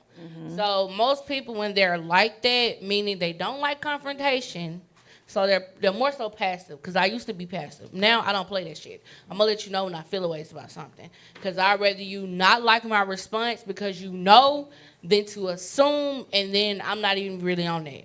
Most people like that, they're passive. They don't really know how to express that because they haven't been in an environment to do that. They've been taught that you don't tell your feelings. You tell your feelings, you the problem. So they sit and fester with it and thinking they're dealing with it because the only thing they're going to do is they going to go shoot now. You're not going to think it's the problem because you feel like it's your norm. But to them, they punishing you. Then they going to pop back up when they over it. They're never really over it. I'm telling y'all because I used to be it. They're never really over it. It's just that now, if you bring it up, they don't really give a fuck. But they're going to bring it up in a way, y'all could be playing the game of something like, girl, like, you ain't talked to me for 3 days. But anyway, so-and-so told me it's always like a joke, but it's really not. That's scary because I just had a situation like that. That's fucking scary. I ain't going to lie to you. Like that. You know what I'm saying? I may tell you a joke, but I never lie. I used to be that person. And it's hard because it kind of goes off into people pleasing. But when you learn that, when I learned that about myself, I started literally taking up like, hey, I didn't like how you did that. You probably didn't mean it that way, but still, that's how I felt. And it's up to you to respect it or not. Yeah. So I just can't respect it. Because if we really friends, I'm going to let you know when you hurt my feelings, period. Because if you value me as a friend, you either going to be like, girl, you tripping. It wasn't even that deep. Okay, I can take that. Or you're going to be like, yeah, bitch, you're weird. I don't want to be friends with you no more. And I can take that too. Because we're grown. Exactly. So I just feel like, yeah, that's not real. It's not real. Because if we're genuinely friends, I value you as a person, you're almost like a sister, I'm going to let your ass know, bitch, you hurt my feelings. Yeah. And we're going to discuss this. Yeah. Or you're done. You're done. You. Literally, it's done. I feel you. So, yeah. I'm still learning how to be that friend because I like to, like, save space for everybody's feelings and make sure everybody else is good, and you know what I'm saying? But somebody got on my ass today. I'm not going to name no names, but the person was like, you're always thinking about everybody else except for yourself. You need to think about your fucking self sometimes. Yeah, and I'm like, no, that gets goddamn. It definitely gets draining. Yeah. And that's what made me just say, you know what, fuck it. I don't like how you did that, and you know what? You probably didn't mean it that way. That's how, like, because no, it just gets to a point where you realize your feelings are just as valuable as theirs. Like, because if the shoe was on the other foot, a lot of people that accepted what I accepted from them, they wouldn't have did it. Yeah. They would have cut me off in that moment. So why would I give you grace when you wouldn't give it to me? That's just the truth. Like, I feel like, and then it's like as black women, we do that so bad. We harbor our feelings to protect those we love. No, fuck that. Treat me like I'm a person, and I would do the same for you. Exactly. Because you know what? We're at a place and a point where black women are just as valuable. You treat me like shit, bye-bye, sorry, Nara, don't want to know you. After that, you got to go, bitch. Literally. I feel you. Blind loyalty is dead. We don't do that no more. Come on now. Clock that. Girl, you speaking poetry then. No, for real. Like, that just kind of struck a nerve. I just went through that, and it's crazy. Because people be thinking you can't walk by them like they're strangers. Don't ever get it twisted. I don't mind getting my heart broke. Because guess what? There's a God up above. And just as long as he up there, this poor little ticker's going to keep on healing itself. Don't get it twisted. I feel you. People be putting too much dip on that chip thinking they that important. Oh, no, baby. I can get over heartbreak. I just don't like being lied to. I feel you. I feel you on that. So, okay, Foxy. So, what's the wildest rumor you've ever heard about yourself?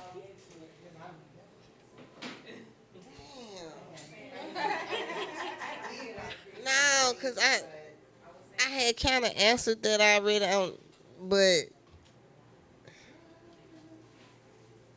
I don't know, shit. Hey, it still got to be the same one, man. Cause I don't know nothing else more wilder than that one. I had a rumor started on me that I was gay, but it was really the guy was saying it on some cock blocking type shit because the niggas, like I said, the niggas was asking about me, and He had he no didn't business. want, you know what I'm saying, This them to crazy. holler. So he was like, oh man, if I was gay, you don't want to fuck with her. She, you know what I'm saying, she, that's why she ain't got no niggas. She like women and all that old type of shit. Oh wow. So yeah, that He was was the cock blocking that was from the himself? wildest rumor. But what's so crazy was shit. He told me that he said it and that he had, you know, started it. He was like, hell yeah, damn right I did. I said, Oh wow. Oh, he was an honest He hoe. stood on business.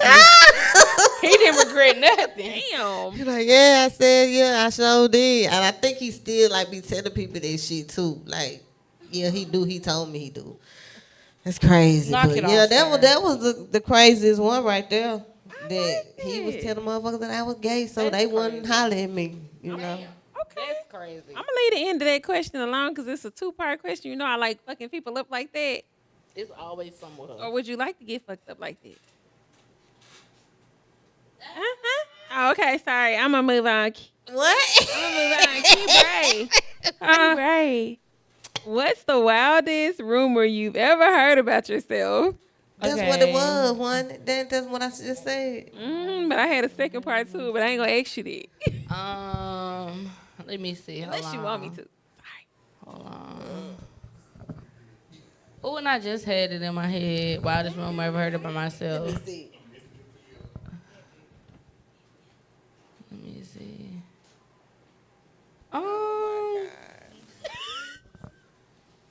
I just had it. I can't remember it. I want to say it was something when I was in high school. It really wasn't a rumor, but someone that found out I had dealings with a person that should have been off limits. I'm gonna leave it at that. And let's just say, Was there any truth to it? I loved math class. And I'm gonna just leave it there. It was some truth to it. I was a senior though, and I was 18, so I was grown. You know. Oh wow! Not the Pisces back there clocking it. Okay, all right. But it wasn't truth to it at first. And then no, let me cook. It wasn't at first. Like when people were suspecting it, it literally wasn't nothing because I kind of spoke it into existence. And then my senior year happened. I don't know. Like I purposely never told him my name, but I spoke to him every day. And then he just out of nowhere, oh, you ain't speaking to me there. I did it on purpose. But I was like, nah, he don't know my name. He don't think I know me. And he was like, nigga, you ain't gonna speak to me today? I'm like, hey, my bad. Like, you know, I was about to, but I was busy. So yeah, it was definitely that was the yeah. People still think I be lying to this day, but hey, proof in the pudding. Okay, all right. So the wildest rumor that I've ever heard about me. God damn, which one? Let's see. I guess I'll stick to current day. When I was rapping, the wildest rumor I ever heard about me was "You can't trust me. Watch out for me." I don't know what the hell that means. That took a because turn. What you see is like what the fuck you get. It's never any ulterior motives with me. If I don't like you or don't fuck with you, it won't be hard to tell because I'm just not gonna fuck with you. It's just that. Never gonna disrespect you, but don't step on my toes. Period. Now, see, I could have said that too, but that's just Yeah, like I feel like that's was, on yeah. a regular type basis. Oh, y'all want me to get greedy? Come on now, give us something juicy. Shit, Don't. that- What that old people say, don't beat that's around on the a bush. regular- I feel like that on some regular basis. The wildest rumor. Mm-hmm. Okay, when I was in high school, Put y'all in my business just a little bit. When I was in high school, it was this fine athlete who was, you know, he dated a popular girl. Mind you, I didn't know he dated the popular girl because I didn't give a damn. Period. Like, I didn't know nothing about that. I wasn't in people's relationships and business and all of that back then. So, let me say, me and him allegedly messed around a couple of times, allegedly. And people started going and telling this girl. So, I got confronted. And, you know, I was like, Now she came to you as a teenager. yeah, she came to me as a teenager in the classroom. Oh, You's a hoe. You messing with my man. her man. Y'all were kids. I said, he's messing with me. So there's truth to And I it. didn't even know that y'all was together. It says a lot of truth to it. I didn't even know that y'all was together. And she proceeded to try to hit me with a book, and I whipped her ass, and that was it. That was it. But that's Damn. allegedly. Wait, you just. Now, wait a minute. Just playing. It's true. It's Oh, true. wow. I'll tell you, what you see is what you get. I don't know how to sugarcoat. Sorry. Like it. That's it. But the rumor was we were in school and I was messing with her boyfriend and I had no clue. Damn. That's crazy. I had no freaking clue. Dang, I got some. That kind of. You done struck something else with me now. I'm ready.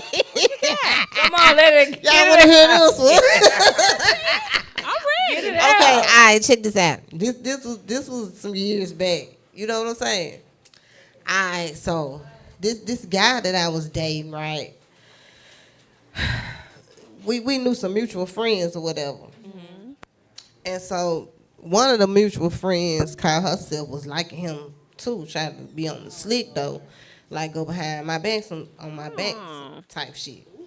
So anyway, one day we all ended. I'm breaking it down as short as I can. One day we all ended up at the same house together because she had been talking shit. You know what I'm saying? So me and the guy that I was dating, me and his sister was like this here.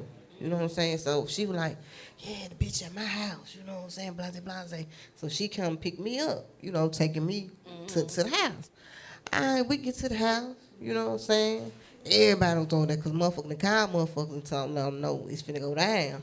So people was pulling up, you know, just coming over like they just randomly coming over, but y'all know what y'all here for. So shit, I'm up in there with him, you know what I'm saying? I done went up in there, you know, all sassy, francy. I'm up in there with him, and this bitch knock on the door and tell me something. Your sister wants you. I'm looking like. Not your sister wants you. I'm like, She was scared. bitch, his sister could come tell him what the fuck you coming telling him for. Right. So I go grab the door and slam the door. You know, like slam the door back closed in her face. Okay, anyway, make a long story short. We all end up in the den part of the house, which was the kitchen. It's like the den and the kitchen, like connect. So everybody know, you know, a few people sitting in the living room. You know, so it had got quiet.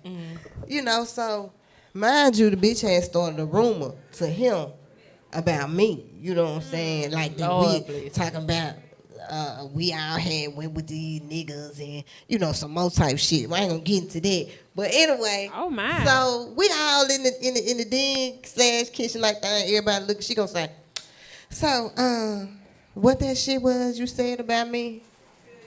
So I'm like, what the bitch talking to? The other bitch talking to me. So what's that shit? She called herself gonna say it again. What's that she just said about me? So while she saying that, I'm getting up, walking towards the stove.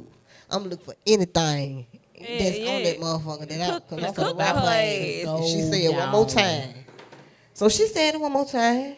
Oh Lord. So it was the skillet on top of on the stove, not a cast iron, Allegedly. not a cast iron, but it was a skillet. Allegedly. Girl, I picked that skillet up before she could get the third round of it out her mouth. Wow. You know With what the I'm saying? skillet? Right in the face. And she didn't even see it coming. That is crazy. So we going at it. We done made our way in the living room. You know what I'm saying? So they were like, take it outside. So they broke it up, and you know, everybody go outside. You know what I'm saying? So we outside. You know what I'm saying? And we I done grabbed the girl in the headlock.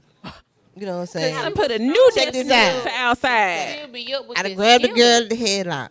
Wham! Ran her to the screen door. The glass done broken everything. So long story short, my homegirl, the parents, was coming, getting off work. So what we finna do? We got a broken screen door. Ooh. You know what I'm saying? We got to repair this shit. We had to go steal the screen door from an abandoned house and put the screen door on the house before the mama came home from work. This some Project X. Like Wait, real talk. baby. Like real talk. We did that shit. And the mama never knew, but later on down the line when we got grown, You told her. we told the story and the mom said, I knew something was different about that door. But that was that, man. After the fight and stuff, man, we went to Piccadilly. We went out and ate, but that was just... Girl went with y'all? No. Hell no. I know her face was hurt. She should have been in the Me, the hospital. sister, the brother, and Oh, some of the wow. friends. But yeah, that was not- crazy. She's a soldier. She took a That stick was to crazy. the face. Listen, that's way better than my wildest goddamn gone story. 'Cause, woo, Yeah, she a soldier. baby. No limit. That is crazy. A skittle to Real the face. talk. What I You told got you. energy to fight is crazy. Baby, I would have been ready to go home, take a bath, and go sleep. I would have been out for the count. They would have been called the ambulance. Yeah. Ain't no way I'm taking. Somebody had my asthma pump. It would have been over with for me. And that's a true story, like real talk. I believe Wow. it. Yeah, baby, she said I broke the Oh screen yeah, door. that's different. You did what you had to do though, cause listen, if you know I'm already liking up on somebody, then you shouldn't come behind me liking up on them. That's just low down. trifling. That's low down. That's roguish. What them old folks say? That's roguish. Yeah, that's real rogue shit. You don't do shit like that. You don't do that. So the next question is going to be: if you had 24 hours with no rules, no cameras, and no consequences, what's the first thing you do? I rob a motherfucking bank. I would just allegedly. say I'm robbing the motherfucker. I'm taking the maximum. Most banks have like Give me the 2 keys. million. Give me the keys to the They security have like, boxes. but they line stay on the 250,000. But they be have. I'm robbing me a motherfucking bank. I'm robbing Hey. the bank. Key. I'm The keys to the security boxes is what we need. that too because That's they where the be money and having shit at. jewels But and are they gonna give y'all you allowed See, to have that? It say no No cameras, rules, no no cameras, cameras, no no consequences. Oh, hell yeah. That's all, and that's really like the first like 2-3 hours. So I don't need the rest of that day. I'm probably gonna go splurge a little bit, buy me a little house, make a few investments. The Buy a little typical land, shit. pay off Buy a some little debt. land. You know what I'm saying? Make that money Purchase profit. a couple of Because CDs. if I'm gonna rob a bank, that shit gonna have to make sense. You It feel is. me? So yeah, definitely rob a bank is top of the list. Rob a bank. Yeah. Oh, Foxy, if you had 24 hours, no rules, no cameras, and no consequences, what would you do?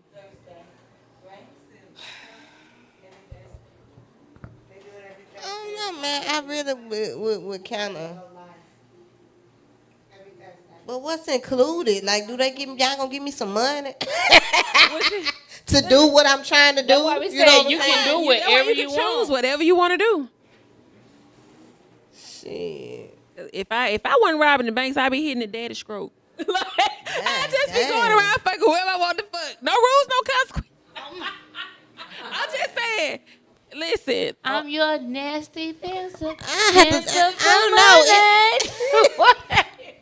don't know. Cause I really wouldn't know until that Until the moment comes for you. Until that moment, because hell, it's so much shit that you want to do. Like, you nah, know, for but real. hell, the first exact thing You don't shit, know. I don't know. It's gonna be some kind of get money involved. yeah. You know, like real talk. So listen, we all can link up and just set it off. We all can link up and just set it the fuck off. Booyaka. But we need to hit the ones that got the real, the real Yeah. thing, y'all, not them little petty ones. They should have hit downtown Federal first. Shit, But that's Chase. just my opinion. What's it? Chase. Allegedly. Navy Allegedly. Federal, allegedly. Look, don't quote us. We're just joking.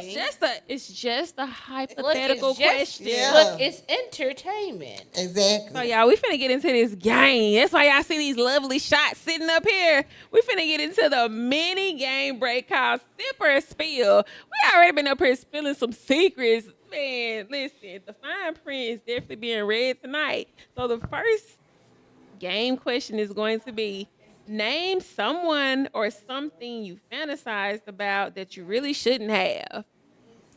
This is so dark on so many levels. It's not fair. Because who would want to spill this about themselves, you know? Is it like can it be, I'm saying, celebrity wise or just Oh, yeah. regular person wise? Yeah, it can be anybody. Well, regular person wise, I was with. Okay, I love Jamie Foxx. Jamie Foxx. Did you want him to sing to you while I was doing it? Look. Is it just infatuation? You hear me? Like, I don't think Jamie Foxx is so underrated to me. People do not respect that man for everything that he really is. He's an artist. Artiste. He's an artiste. Do you hear me? Yes. Comedian, singer, actor, writer. Like, Jamie Foxx is that person I always wear many hats. Like, if it could be anyone, I would want it to be Jamie Foxx. And it's crazy because my boyfriend know that. And he be like, if I know nobody else get your ass, I can't get you to with Jamie Foxx. And it's like, baby, I ain't gonna fold. But Lord, I love me some Jamie Foxx. I just don't think people understand. Like, that is one man. I don't care about no other celebrity. Because they just, but Yeah. Jamie, that is an icon. Do you hear me? Yes. Like, I love that man. It'll definitely be Jamie Foxx for me. The incident was like in 2018. I was dealing with a person that he had dreads, but he definitely favored him. And I don't think he understood that was like the only reason I was with him. I mentioned it, but like I said, it didn't register. And I was just like, oh my gosh, if I ever had the opportunity, it was now. So, Jamie Foxx. Girl, for me, I would say someone that I fantasized about that I shouldn't have. I ain't naming no damn names for fucking sure, but I fantasized about somebody who was close to me through another person, but wasn't no friends, wasn't no family of mine. It was the family of the family. So that was a family friend. Yeah. Okay. Yeah, and baby, listen. Yeah, I fantasized about that individual. You shut it down. And it was horrible. It was horrible. I felt so bad. You felt horrible, but it wasn't horrible. No, the fantasies wasn't horrible. But the it's just eye candy, something to look at. Hate to say it, but I would never fucking tell anybody that. But take it to the grave. Yeah, that shit is buried. And the celebrity that I fantasized about, Tiana Taylor. Shit. That's a good one. Like listen. That lady ain't got to do. She can have on sweats and a fucking crop top. I be gorgeous. Obsessed. She is literally gorgeous. It's just different. I agree with you on that one. Yeah. That goddamn Tiana Taylor. Her and Kalani are like the epitome of. Yeah. Her, Kalani, what's the new one? Queen. Mm-hmm. Yeah, those three. Oh wow. Baby. Yeah, I understand it. I need them to do a morning remix and add Queen. That'll be different. I would love that. That'll be different. Tiana, if you ever see this, please do a morning remix. Please do that. Like, and no, add Queen. seriously, because what she said, I paint your nails. Listen. I paint your nails. Queen. Baby, listen. Oh, yeah, she's so chill and such just a regular, normal person, but that's so beautiful about her because she's very humble. Like, that's what I love about Queen. But at the same time, she be talking her shit up in them songs. So I be like, girl, I would just be like to be a fly on the wall. I don't even want to be involved because I'm scared. Like, literally, she gets down and dirty in there. You can tell. I believe it. Believe it. She has the aura. And the way her and Kaylani kissed in that freaking worst behavior video, I was like, they got to be doing something. Is they fucking? I think like, so. I was wondering. Because some people be saying some chemistry, you can't fake it. But some chemistry just be too good for it just to be just in that moment now. Nah, that was too raw. It be too raw, too real, too passionate. That was raw. They had some dealings. Even the live performance that I saw of them like a week or two ago on stage, that was raw chemistry. Yeah, and like, I think they do have some dealings. You can tell Queen was super nervous on the stage, and I probably would have been too, like at an event like what's the outside event they be having? Everybody going to Lollapalooza? No, that ain't that That's season. one of them, but it's another one that's very big. Coachella? Yeah. It's Coachella and something else. Fuck. Ooh, shoot. I know what you. Rolling Loud. Yo, Rolling Loud. That's I finna say it. it's on the tip of my tongue. They were at a Rolling Loud concert recently, and Kehlani read her energy and could tell she was nervous, and she just went and she started dancing on her, and the crowd went absolutely stupid because that's how strong their chemistry is. Yeah. I hope they date. I think they are. Or at least but they're not gonna clear. They're not gonna verify it. I think they are though. I definitely do. Okay. So, Oh my goodness. name something that somebody you fantasized about and you shouldn't have. Celebrity or reality? Reality, it was somebody that came on my show. Oh. Oh. And oh my God, he smells so good. Ew. You know, and I'm a hugger. Mm-hmm. So I hugged him, and I was like, oh my God, damn. Oh my God. But you know, you got to keep that shit professional and keep it moving. But, hey, and he'd have been on the show more than one time. On purpose. You doing this shit on purpose, baby? Purpose. I know that's right. Yeah, but yeah, look nice, smell good, very mannerable, you know, like real 100, but We're gonna talk about that after the show. keep it I used to professional. know. I keep it professional. Like, real Right. talk. I like that. Yeah. I know that's right. Hey, I Damn. already did my investigation on him, and you know he got a woman, so Aww. Damn it. It's okay. yeah. Okay. Yeah, I found out. I had to do my investigation on that, 'cause baby, I was gonna jump on it. I was gonna try to pursue that. What the girl said on Boys in the Hood, I like to rush that.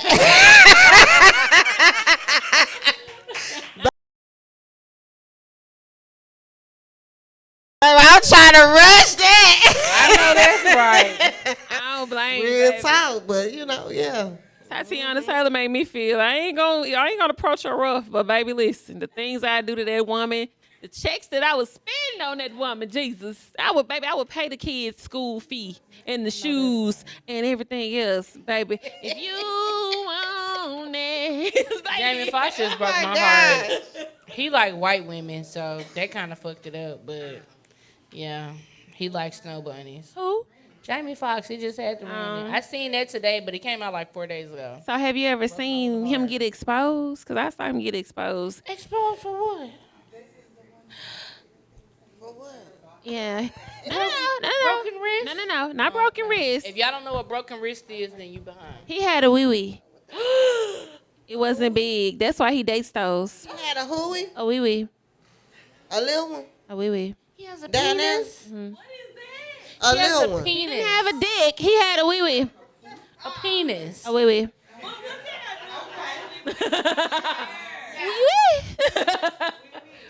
We French. Oui. But hey, he got exposed a while I back. didn't see that. It was Why a- would you tell me that? I had to crush your Yeah. dream. He had a wee wee. He did not have a dick. It was a wee wee. Who told it though? Was it a white woman or a black woman? It was I don't know, cause you know it was on one of those shade room things, and they sent in a photo of him in a mirror while he was at a hotel, sending a photo to the woman. So yeah, He sent the nudie. he sent the nude, standing naked in the mirror. It was a long mirror. It was on the wall, and it was a nude photo of him in the mirror. And But wait, they did the same thing with Chris Brown, and then he came out with a monster. listen, I ain't never heard baby daddy. Yeah. If you don't remember, hanging and they swinging. did. hanging and Yes, they swinging. did. Yes, they did. I was in like 10th grade or something. I remember this. You guys don't remember, but I do. I was there. I can never forget it. Because that's around the same time they had us believing that Sierra was What they were calling her hermaphrodite. Yeah, and you guys are just dumb as you are. I remember that. If you guys, but I remember, they literally said Chris Brown had a wee-wee. And we was walking around like, God damn it, it's always the ones that you really want. And then we found out, I found out as a young adult that man is packing. He has a canoe down there, and if you want to get aboard, you can. That's why he charged $1,000 for the goddamn behind the scenes. Listen, I'm just saying. So I'm gonna need full proof. In the viral video that he made with his dancers for his song. What's the song called? You have a this one, the one that just came out. You bad as hell. I treat you well. It depends. That's the name of it. It depends. That's the name of the song. Listen, he had on gray sweats. He knew it wasn't even hard, and I saw it. He knew what he was doing. I'm just saying, it wasn't even hard, and I saw it. He knew what he was doing. Oh my God! That's how I can. Jesus Christ, he has a pencil dick. I seen the same picture. Thank you. I told you what she said. I told you, niggas. I told you, niggas.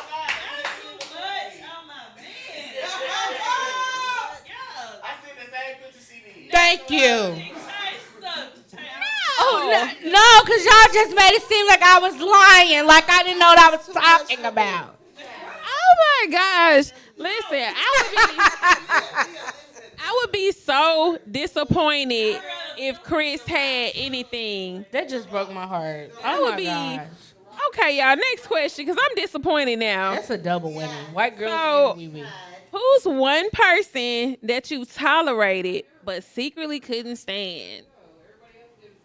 Or, however you want to twist that question, who's the one person you tolerated but you chose to remain cordial with them? It was a girl I worked with.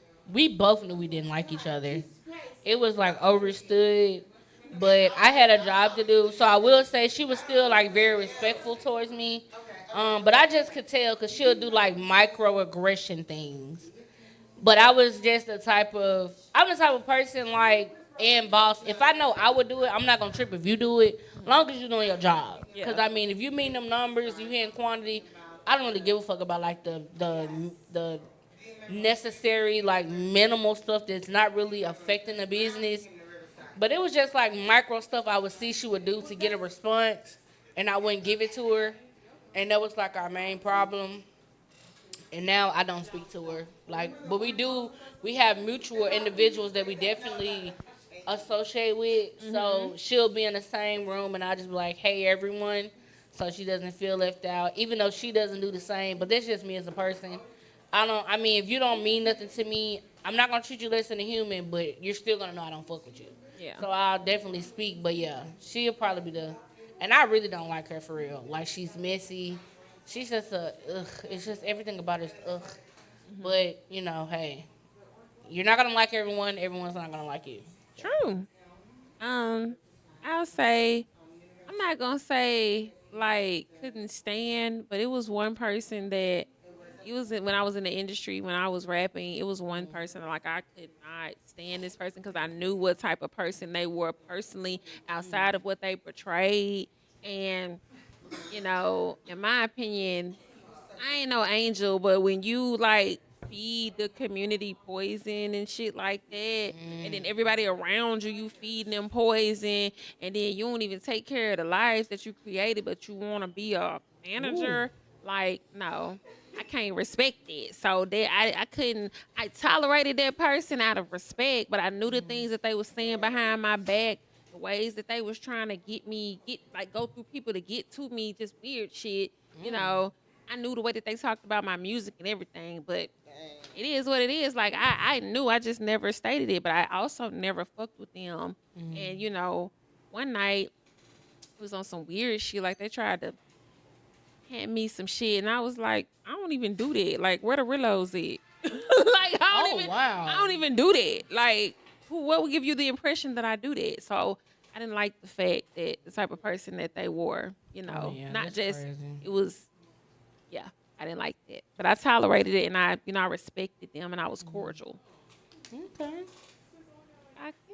So who is one person you've tolerated, but you secretly couldn't stand?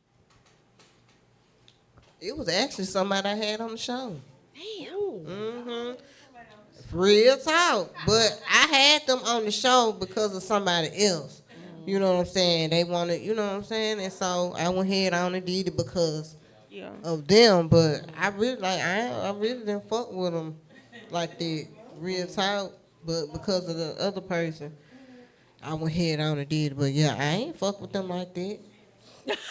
Like real, like got some like questions bitch, after I don't the fuck show, with you, baby. like for real. Like, And you yeah. send your ass up here on my platform like you really fuck with me, which and you don't either. And that's what be crazy. People Shit. know they can put on the show, don't they? Baby. For real. And then they put it on so well. You just give.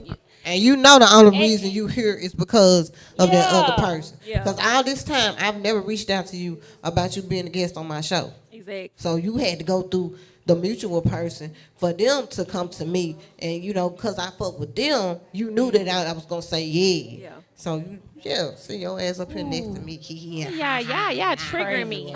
See that bitch. Y'all trigger me. It was another person. Like, yeah, I'm so free. Like, nah, like. Girl, And the thing about you lucky it, you sitting up here. That's how I am in my head. Like, Yeah. bitch, you lucky you sit up here next to me because I don't fuck with you. Cause But I've learned. Oh that. shit. Yeah. I gotta know. Being in this scenery, it gets very wild. It gets like, sticky. It gets sticky, and I'm such a to my person. I'm very to myself. Once shit get to getting weird, I disappear. I don't know, and it's like I'm like that with people in my family. Like my people, everybody will tell you, I will be alone before I allow you to bring discord into my life. Because I'm dealing with my own discord. You're not finna bring me any more than I need. And people really do enjoy mess. Misery loves company. Like, and they love it like, oh my gosh, this shit is unhealthy. And then they be delusional and be wanting to make it seem like, no, babe. It's, wow. That's crazy. It's crazy that everyone's had the same experience up here. That shit is bananas. yeah, 'cause it's like it's the norm. Like it's sad, and it's sad that it's normal. You Right. rarely come across real people, and then when you do come across those individuals, you have to literally just hold on to those relationships. And I don't think people understand that. Like Yeah. anything that seems so easy is very, very unreal, and that's the truth. Like genuine relationships that matter take time to build. Cause trust takes time to grow. You know what I'm saying? It takes time to fester. I don't think people understand that though. Yeah, and I feel what you're saying. I'll say y'all just triggered another memory. I didn't want to talk about this because I think people gonna know who I'm talking about, but then again, I don't give a fuck. But it's just like, okay. So, situation. Was super cool with these two artists that was a group. Super cool, in my opinion. You know, never had an issue with neither one of them. Then they got this manager, and like she was just the messiest freaking cunt I ever encountered. And now after you done talked about me on social media, you know exactly who I'm talking about. Done started a hate campaign against me. And what's crazy is the whole time she thinking I'm talking about her artists, but I'm talking about the people that they hanging with. I was never talking about her artists when I would say certain things. And I've always been super direct because I've actually unfriended these people on social media, and they love to friend me back and friend me on every social media site. But yes, this same person who was talking about me had this hate campaign going against me and was just taking shit wrong. A cunt is crazy. This motherfucker invited me. Crazy. She's a fucking cunt, and she had a podcast and invited me on the podcast after we just got into it. Do you think I'm finna come to that podcast? Is you crazy? Is you crazy? Girl, I'ma come blick some. That's it. Wait, what? Remind me? I'm coming to fight or blick because I don't trust you at this point. So instead of acting out of character, I remain professional, and I got my manager. Shout out to Angela North Team Broke 100. Shout out. I got my manager to cancel the interview in a very professional manner, even though it was like almost the same day of the interview. But fuck it, I didn't care. You know, I've never turned down an interview, a podcast, or nothing. If I fuck with you, I'll fuck with you. But something in my spirit told me if you go to that motherfucker, you're going to have to allegedly blick some or you're going to have to fight. And I didn't go. I listened to myself. It's crazy. I have a name in my head. I'm gonna ask after the show for confirmation. Cause I think I know too, but I don't know. Yeah. And guess Yeah. what? Even to this day, me and those artists that were a group are still cool without that individual because the mess is gone. The spirit is up off of the situation. It was only, and then I saw that spirit in several venues, and they never talked that shit like they talked online because they didn't know I was ready to tear some shit up. Like I don't normally get out of character like that, but when I do, that's just know you've pushed me to that point. I ain't a killer, but don't push me. And just like the Swedish joy next to get pussy. No, I'm like, just say. Hello. I'm a little Tupac mixed with Erica. That's little Lauren. So now that we're off of that, but that y'all see, I was very triggered. I told y'all I was triggered by that because it made me think about that situation. I was like, bruh, that bitch really tried to play me. But the next question is going to be, do you think social media is helping artists and podcasters or is it killing authenticity? I think it's a mixture. It just depends on how much you do it. I feel like some artists or individuals, podcasters, they do kind of blur the lines of reality and internet because you could be the shit on the internet and in real life it doesn't reflect. Or you could not get that much love on the internet, but then in the real world, real life, you got so much love around you. So I just feel like it depends on the person. Every situation is different and unique, but I feel like you need to find a formula that works for you Yeah. and just go at the angle and try to remain as authentic as you can. Cause it definitely you can have your little moments. I've had mine where I felt like, like, oh, I'm this artist and I shouldn't be getting treated as such. And I've had to remind myself, like, girl, be fucking for real. Like, it's up. I get it. I know. Yeah. I get it. I understand. We put in but it's like, be real. You know what I'm saying? Everybody don't know you, so you have to remain humble. You have to remain rooted. You have to remain grounded. Exactly. And I'm glad I have individuals around me that anytime I get like that, they check that shit. I don't have yes men around me. So, Good. yeah, I feel like you just have to have real people around you as well. A team matters. Even if it's just you, your loved ones, like, everybody starts from somewhere. My team is literally 2 to 3 people. Like, it alternates. And I'm one of them. So, it's just like, everything is a process. Everything is different per person. So I would say that's kind of like it depends on the person, depends on the situation. Okay. So Foxy, do you think social media is helping artists and podcasters or killing the authenticity? I feel like it's helping because it's open to so many different audiences. You know what I'm saying? And I mean, believe it or not, that's just the world that we live in now.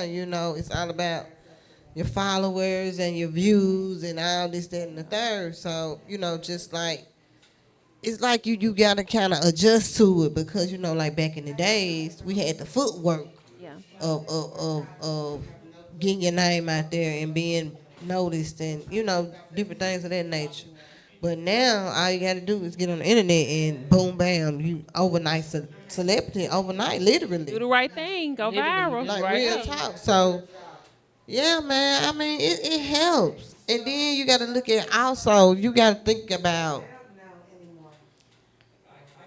what are you intaking? Like, what are you absorbing within yourself? Are you absorbing the negative shit, or are you absorbing the positive shit? If you see the negative shit, you just scroll on. Right. That ain't got shit to do with you. You ain't concerned with that. You want some more shit. You want some get money shit. You want some positive shit. So it's all about what you intake. You know what I'm saying? Like real talk, because that shit can what they say, chew you up, eat you up, spit you Yeah, out, chew you that up, type spit you shit. out.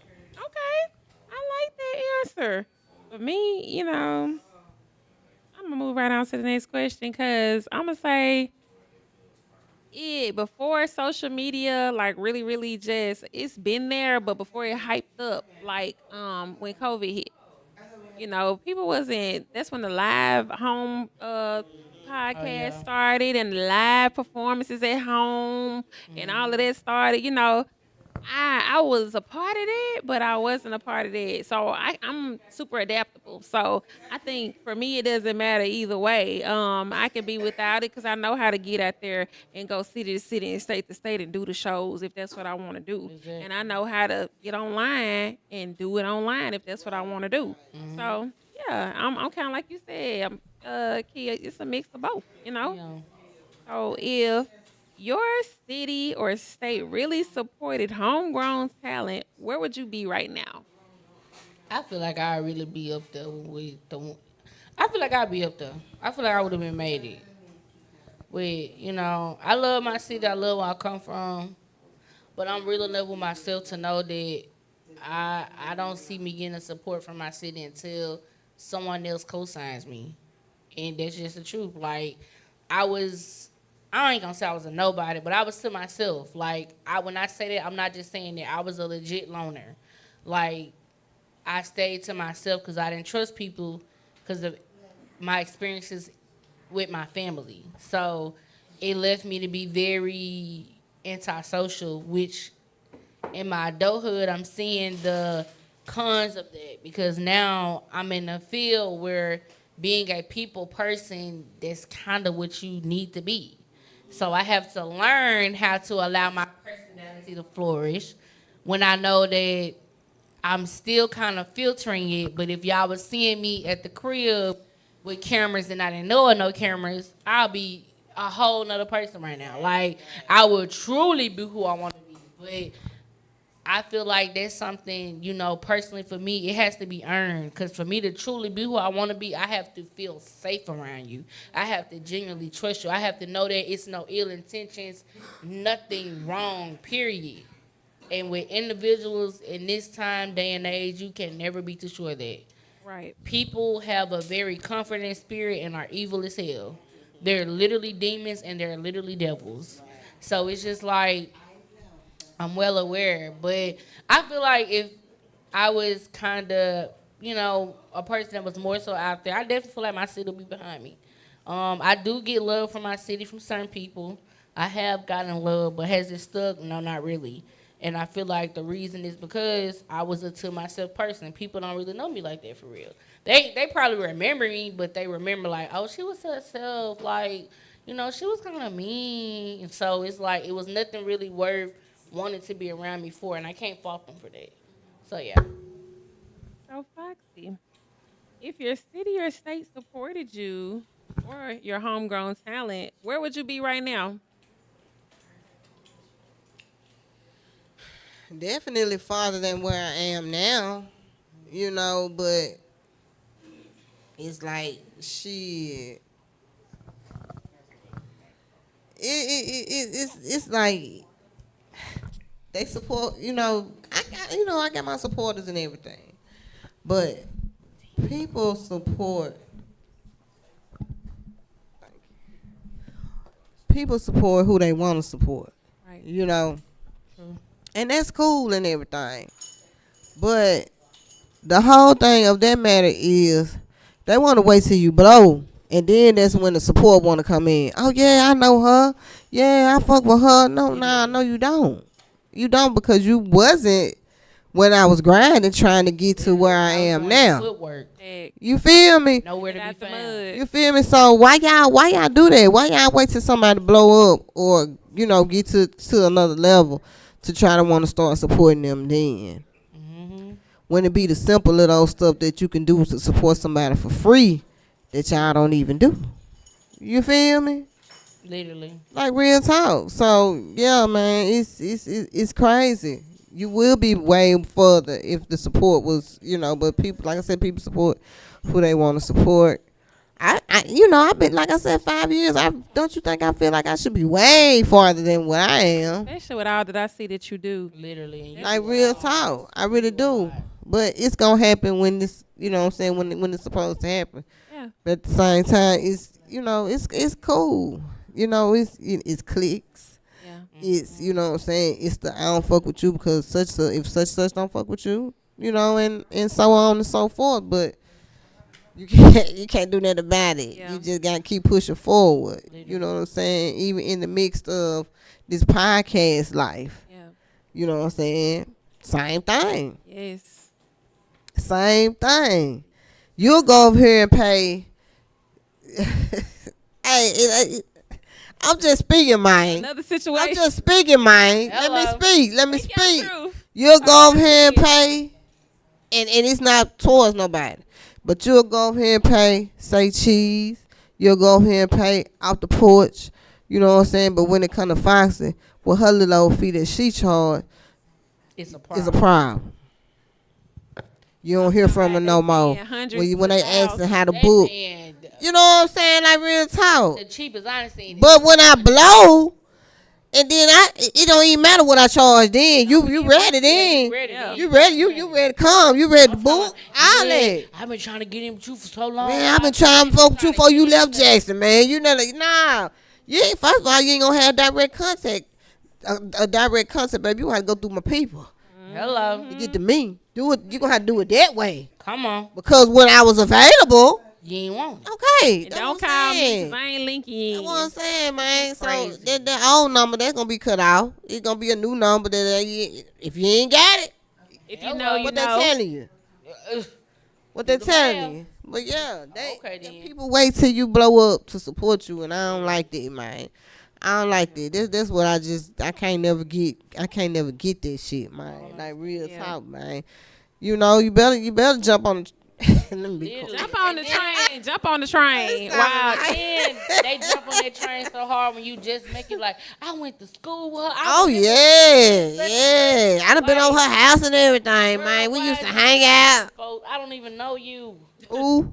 What? When? Where? How? Security.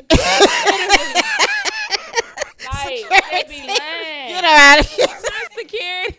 Yeah, security. Hey, yeah, man. Listen, those answers are real. They're raw. That's what Honey Listen is about. And I say, you know, my gosh, if my city supported homegrown talent, where would I be? Man, listen. Right before COVID hit, I was in Atlanta. I got invited to 2 Chainz house. Right when COVID was hitting, like that was a connection. I was about to make a connection, and COVID hit, and I had to go sit down. And listen, I don't know where I would be, but I know I'd be further. But also, I feel like I'm right where I'm supposed to be. Mm-hmm. I feel like I'm right where I'm supposed to be. I feel like I'm doing what I'm supposed to be doing. Mm-hmm. And honestly, when I started, that's why I tell people you never have a plan. You know, like Foxy said, you don't know what the hell you gonna do, where you gonna start, who you gonna invite, what you gonna do. Just start. Just start. Like that's the best thing to do is just start when you want to do something. So I feel like I'd be further than where I am. You know, I'd probably be what Lotto said.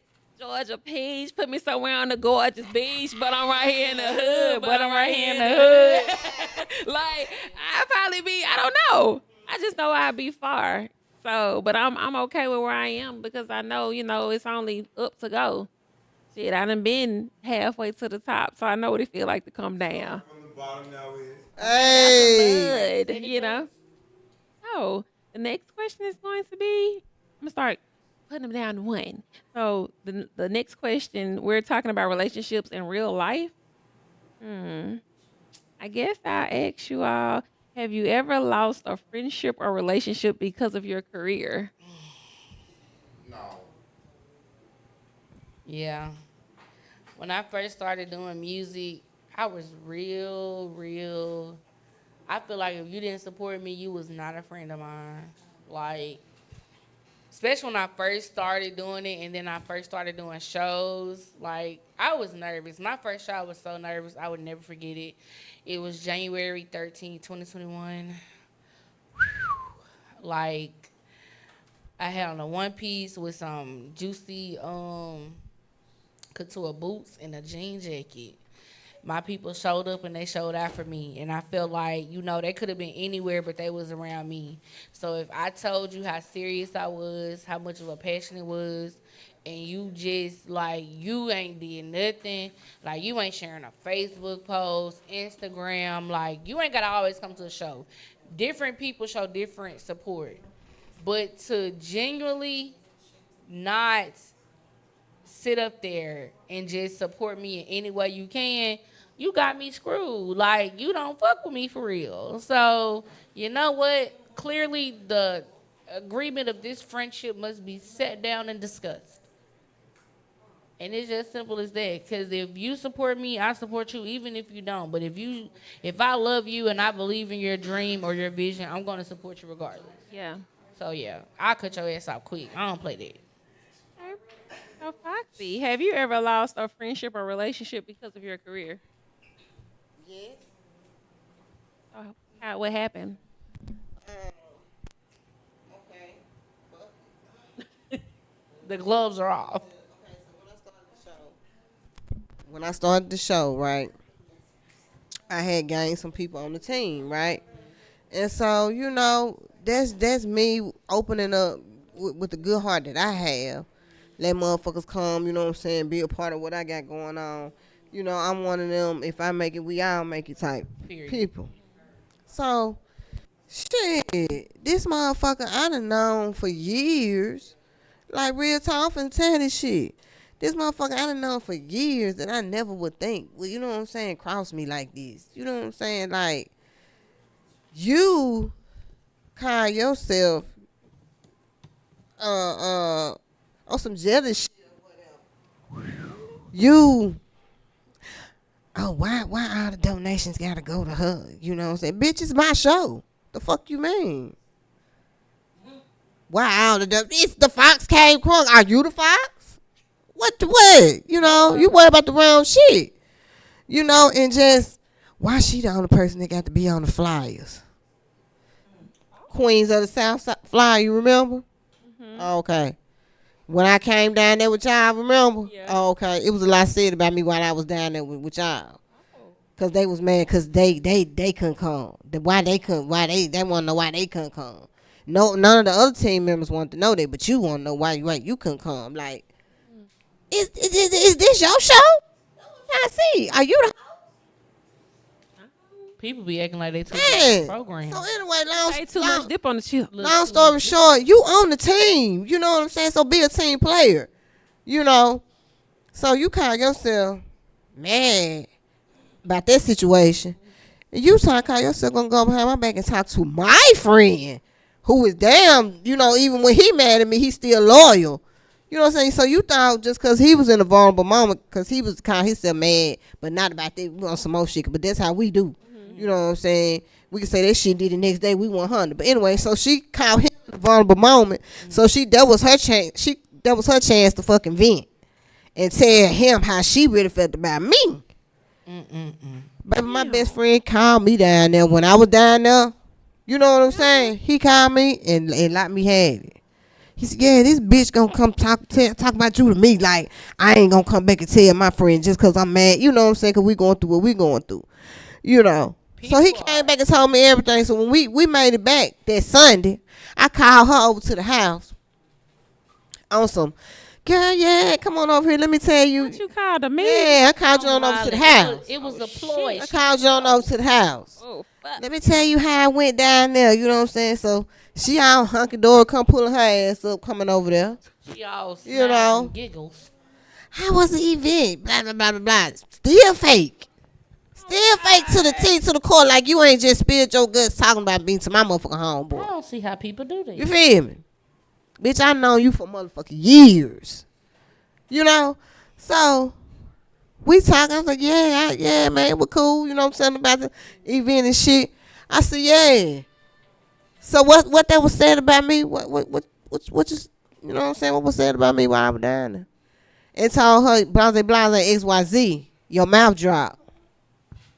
You ain't know what the fuck to say. Like, you like a deer in headlights, baby. Didn't even say, yeah, I said it. Cause you ain't see that shit coming. And that's what be killing me. You ain't see that coming. You do backdoor shit, but then you're surprised that I'm aware. Yeah. So you was never going to tell me how you Like, felt. you were Right. never gonna say Right, but you like, felt it was okay for you to vent to my motherfucking best friend. Vent to Like, me. yeah. It's crazy work. That is You want the motherfucking spotlight on somebody else shit. That's crazy. literally. That's freaking crazy. That's crazy. We're the plan from the beginning. You're my team. Yeah. So yeah. And, I cut them. Boy, I cut them over. Boy. I remember the And then I cutoff. even gave her a second chance after that. You did some more foul shit after the reunion concert.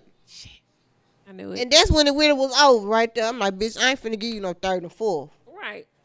Like, that's it right there. Tell people. And that was years of friendship, man. Like, from motherfucking school, man. You gon' bitch.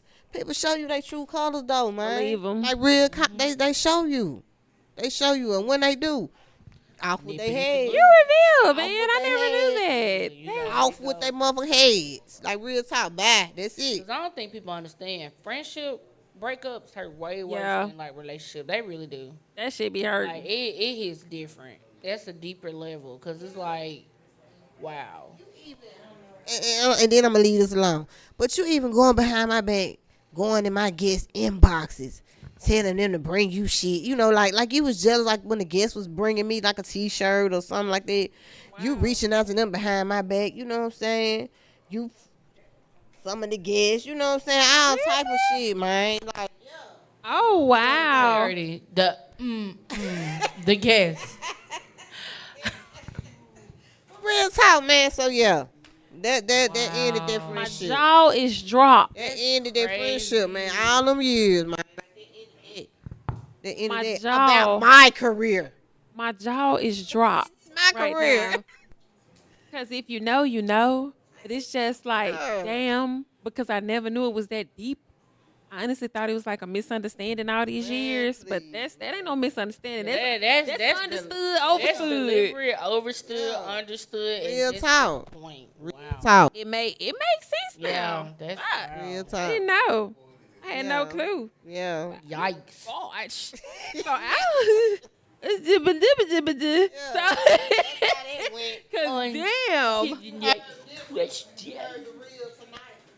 I believe it. Cause you sound like me. I be telling the whole truth, nothing but the truth. So help me God. Like I be telling the truth. Okay. So I would say I have cut somebody off in a relationship as far as, you know, because of their career. And because I felt like they never had time for me. Like, oh my gosh. I never date nobody that work overnight again because I work during the day. Wait. And I just, if our schedules don't align, like, I'm sorry. If it work out, it work out. I can manage it. But right now in my life, like, I'm tired of trying to work around people's schedule. I'm tired of trying to please people. And that's just where I am right now. So I don't think I could date anybody that's not. for years. For years. I did too. It was, oh my goodness. I've had my share too of overnight. Yeah, like, I don't think people understand. That's a different type of tired. It is. That is and then I worked nights at like a chicken portrait when I was younger, like 2021. Then when I first started at Amazon, I was on nights. We only worked 4 days, so that was good. But when I say my entire Thursdays, I was sleeping my life away. Like, my life didn't start to basically the Friday night to Saturday, like, literally. I had to be back at work at Sunday. I don't think people understand that's a different type of... Please, show a different type of love and care to your friends that work overnight. They are really draining y'all. Yeah. Like, you're supposed to be in bed at night. They are really over-pushing themselves. Just check up on them, seriously. Yeah. Like, that's a different type of tired. It is. And you know something? I learned it ain't for me. Like, it ain't for me. I tried, y'all. I promise. I tried so hard. I was fucking up my schedule for this person. That's how hard I was trying. And yes, but when I tell you, you know, it's worth the try for those who can handle it. I feel like when you're a little younger and you, or if that's something that you're used to and you want to put up with that, do that. Yeah. But for me, it ain't for me. I could never, Yeah, I Titi could. can't do that now. No. I love me a day shift. Oh, baby, listen, I have to get Gotta off be. by 5. 5 is my limit. 5:30 is my limit. Anything over there, you're pushing me to my limits, and I will let you go. I'm not working on weekends. Don't call me. Oh, don't you dare. Prepare the others. PTO. Don't you dare. Prepare the others because it won't be. Yeah. Yeah. Okay. So moving. Moving on to hustle and mindset. What's one sacrifice you made for your dream that people would be shocked to know? Okay. In 2023, I almost died a week before I had to do a tour in New York. I hydroplaned in Madison, spunt twice, got hit by an 18-wheeler. The 18-wheeler spun me back into the wall side. And literally that next week, I had to be in New York.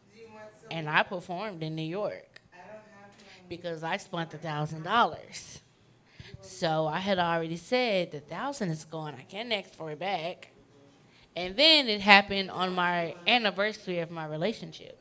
So I had a very shitty day, shitty week, if you might add. Yeah. And that was a sacrifice that let me know then in that moment, like, yeah, I really love music. Like, I was crying. We were trying to figure out how I was gonna get to Atlanta because I had to get to Atlanta to go from Atlanta to New York.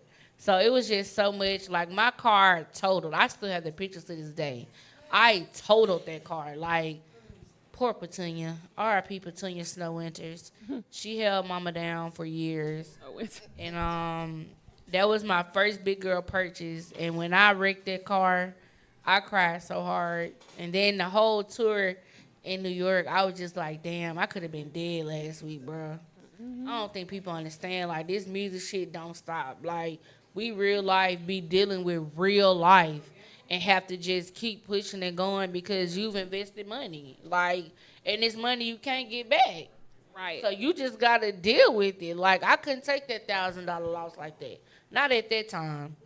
But, yeah, that was, like, one of the biggest sacrifices I've ever made. And to this day, I don't regret it.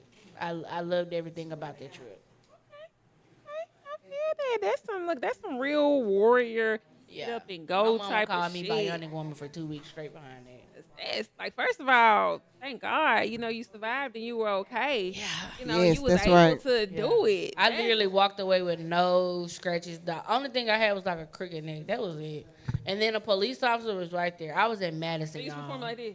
Like I hopped out the car because I really thought I was dead. I ain't gonna lie. I kind of had given up mid like throw. Cause I was like, yeah, I'm dead. It ain't no coming back from this shit. That 18-wheeler hit me so hard. Like, he literally knocked me back. Like, it was scary when it happened. But when I realized I can open that door and got out, the officer was just right there. He was like, are you okay? Like, are you all right? We're calling people now. The 18-wheeler, like, a few miles down, they didn't stop trying to walk back to see am I okay. It was a bunch. I called my boyfriend. He called my best friend. Then I called my mama. Like, it was a cluster. It was a clusterfuck. Damn. I was so heartbroken because I was headed to work. That was the crazy. I was literally headed to work. Hydroplane, 18-wheeler hit me, car totaled, and I had to be in New York the next week. And it just was, I was like, dang, this is crazy. I'm so glad you survived because, God damn it. I don't know what I'd do above. without Key Brey today. Shout out to the man above for saving a real one for real. You know. So, Foxy, my girl, what's one sacrifice you made for your dream that people would be shocked to know? It gotta be like all the sacrifice of all the money that I have invested, within this and currently still investing.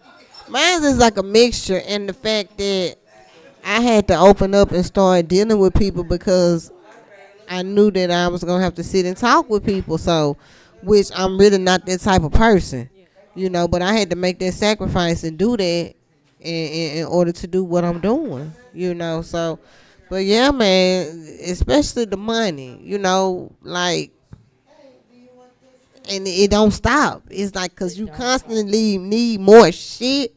You want to upgrade, you want to do this, you want to get that and things like this. So yeah, that money, man, like real talk. You think about all the money you done invested in merch and, you know what I'm saying? And I don't know, everybody's story is different, but like, paying for the venue and getting shit for the, you know what I'm saying, for the show, and just like stuff that you need, like your equipment and this, that, and the third. Like, man, it's work that go up into this. That's for It's sure. money that go into this. You know what I'm saying? And it's you Take gotta money be to you make gotta money. be ready to, you know what I'm saying, invest. It's all about, you know, investing in yourself. You know, you your brand. So you got to be your biggest supporter. You got to be a walking billboard for your brand. You know, so yeah, I sacrifice for mine. You know what I'm saying? I mean, I'm investing in this, just what it is, man. Real talk. Okay, I can respect that from both of y'all. Listen, so for me, one sacrifice that I've made for my dream, I say is like I still spend time with my child. Don't get me wrong, but before the podcast, it was like all attention and time was on him if I wasn't working or like doing something like a side hustle or selling my clothes or something. Like it would definitely be, that time that I've sacrificed with him, which of course, with him being 10, he says things about it like, you doing the podcast tonight? Like he's so outspoken. But yeah, I would say sacrificing time with my child where we used to sit down on a Thursday night and play Uno and watch episodes of Wednesday. Now I'm doing the podcast. But I, make sure that I make up for that in different ways, even though, never take the time to spend with your kids and your loved ones for granted. Shout out to Exactly. the hardworking moms. Shout out to everybody. Okay. You know what I'm saying? It's hard living in today's society, period. It is It really is. for us So all. if you're trying, big ups to you. Don't stop. Keep going. Keep trying, because you never know. Exactly. Don't Look, stop. Won't God And in the give. famous words of Sly Zero, get your paper. In the famous words of Sly Zero. So, okay, y'all. So the last question we've got for tonight is going to be, I think this is a good mixture of one. If you weren't doing music or podcasting, what's the most random thing you be doing or you see yourself doing? I'll be acting or like voice acting because the different accents and stuff. So I feel like I still be in the entertainment business a way or another. I actually do want to get into acting, but I still I'm gonna probably have to go more so like me doing it myself route. So my next videos dropping, y'all gonna get to see that personality, that side of me. So yeah, I think I'll be an actor or voice actor. Yeah. Thank you. Foxy, if you weren't podcasting, what's the most random job you see yourself doing or what could you see yourself doing?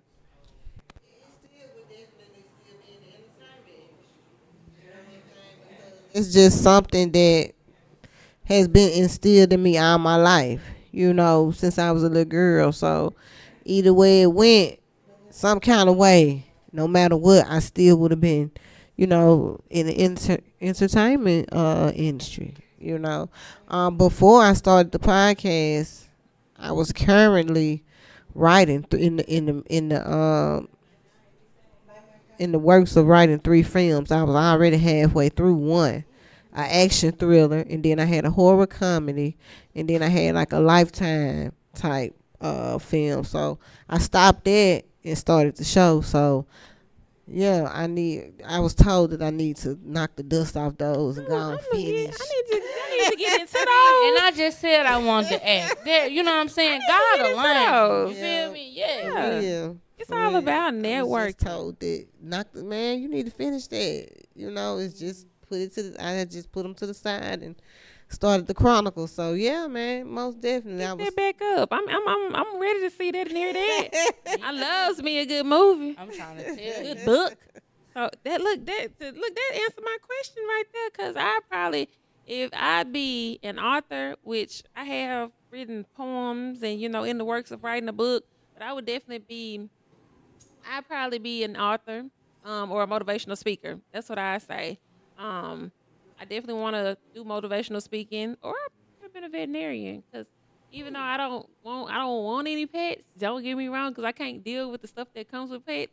Like y'all, let me tell y'all about this fucking incident. Y'all, it was so bad. Okay, I had got a kitten. Mind you, I already had an older cat. He was the sweetest. He was the freaking sweetest. He didn't like my son because he was crazy, but he liked me. That's all that mattered. He was my cat for sure. I ended up getting a kitten because he was lonely. You know, he was always meowing when I go to work and stuff. I'd be watching him at the home on the camera. I'm like, damn.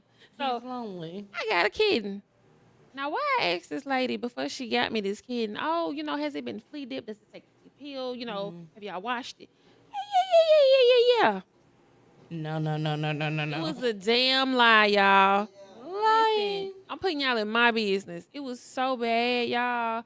I had to get flea traps, get 24 bombs, get Did you have to put the cat down or no? No, I gave them Okay, well, away. that's good. At least you didn't have to put it down. Oh no, I gave them away because it was still a kitten, but it was too much. And then that particular kitten actually passed away.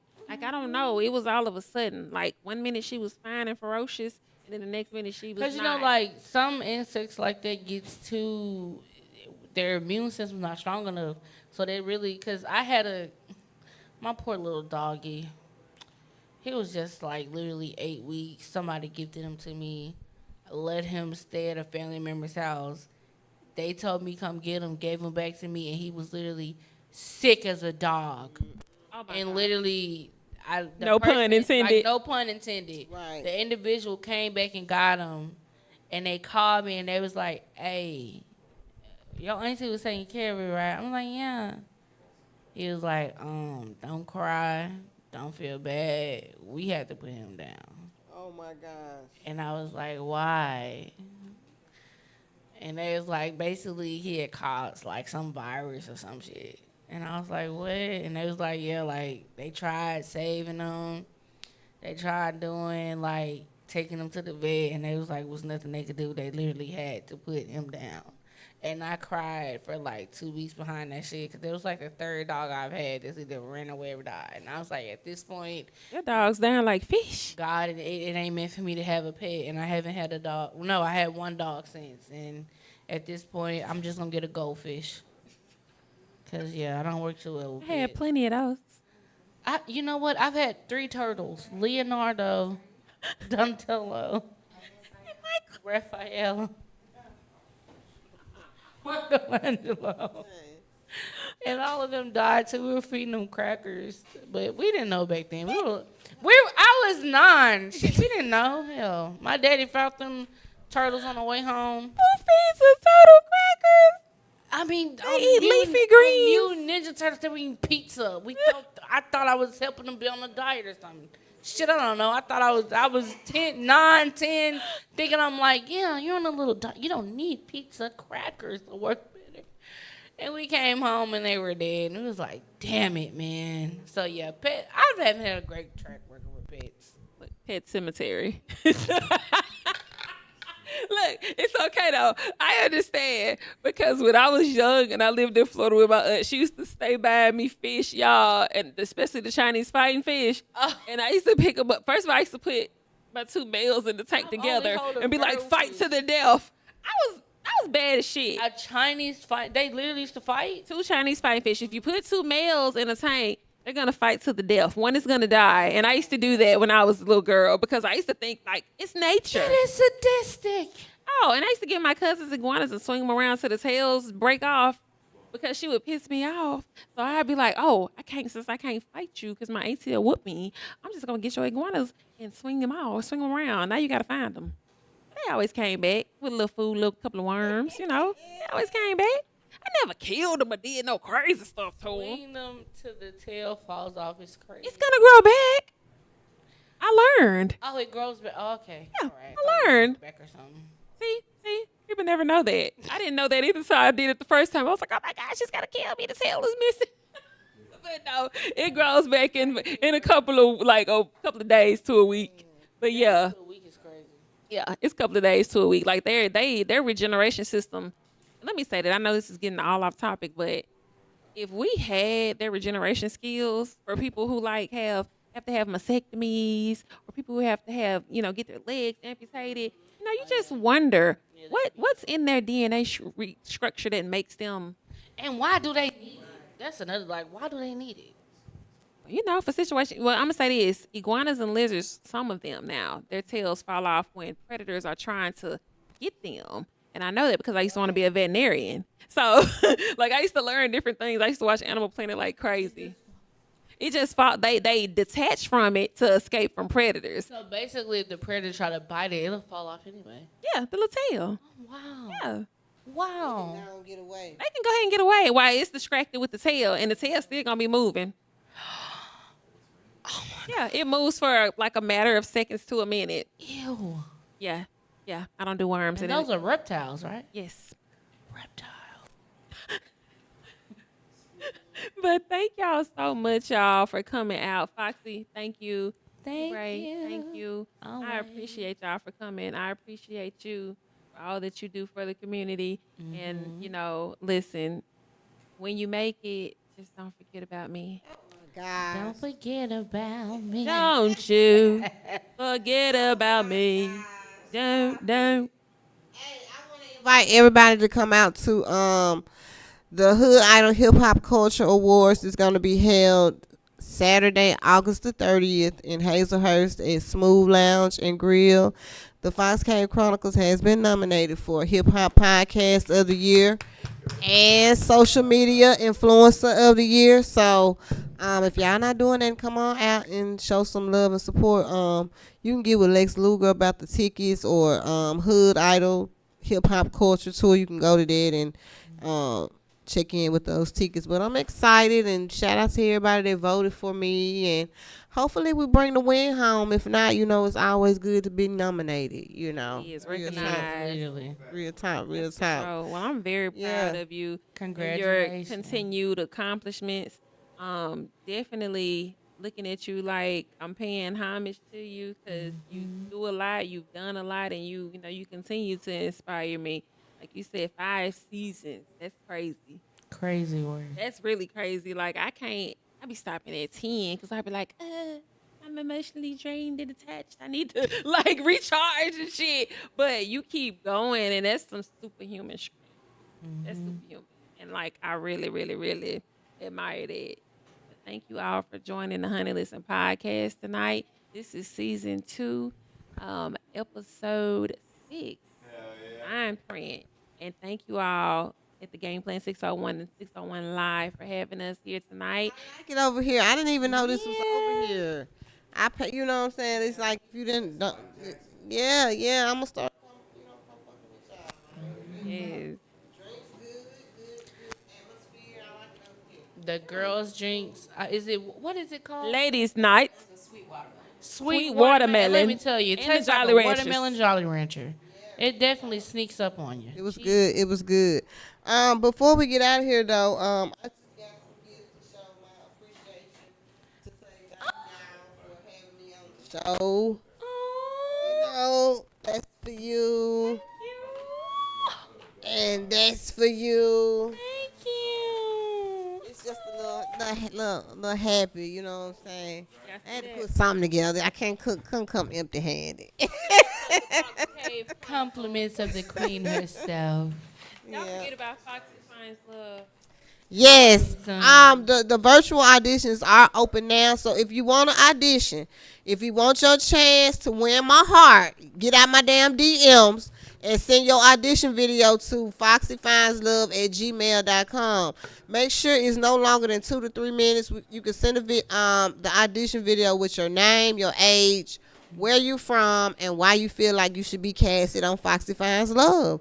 You know what I'm saying? And do your big one. And see, what you really need to be doing is do the virtual audition and then bring your ass to the live audition. Okay, now. Get some brownie You points. know, we got with that. Go You big, gotta go make me home. know it. You gotta make me know it. You know what I'm saying? I'm like, damn, he can't.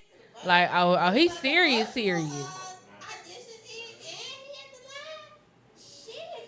Oh my heart. Okay, now. God damn, Can't wait baby. to watch this, y'all. Oh, he for real, for real. So send your audition video in. I'm not discriminating. You could be white, you could be black, you could be Mexican, you could be in a wheelchair, you could be on crutches, you have one arm. Like, we not discriminating. So any and everybody is welcome. You heard it here. To win my heart. Just be ready.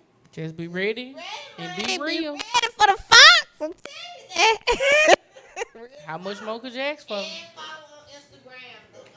Foxy Finds Love, y'all. We trying to build it up. We on Instagram soon. So I'm trying to work these platforms, man. So let's build it up. Build it up. Look, can we build it up?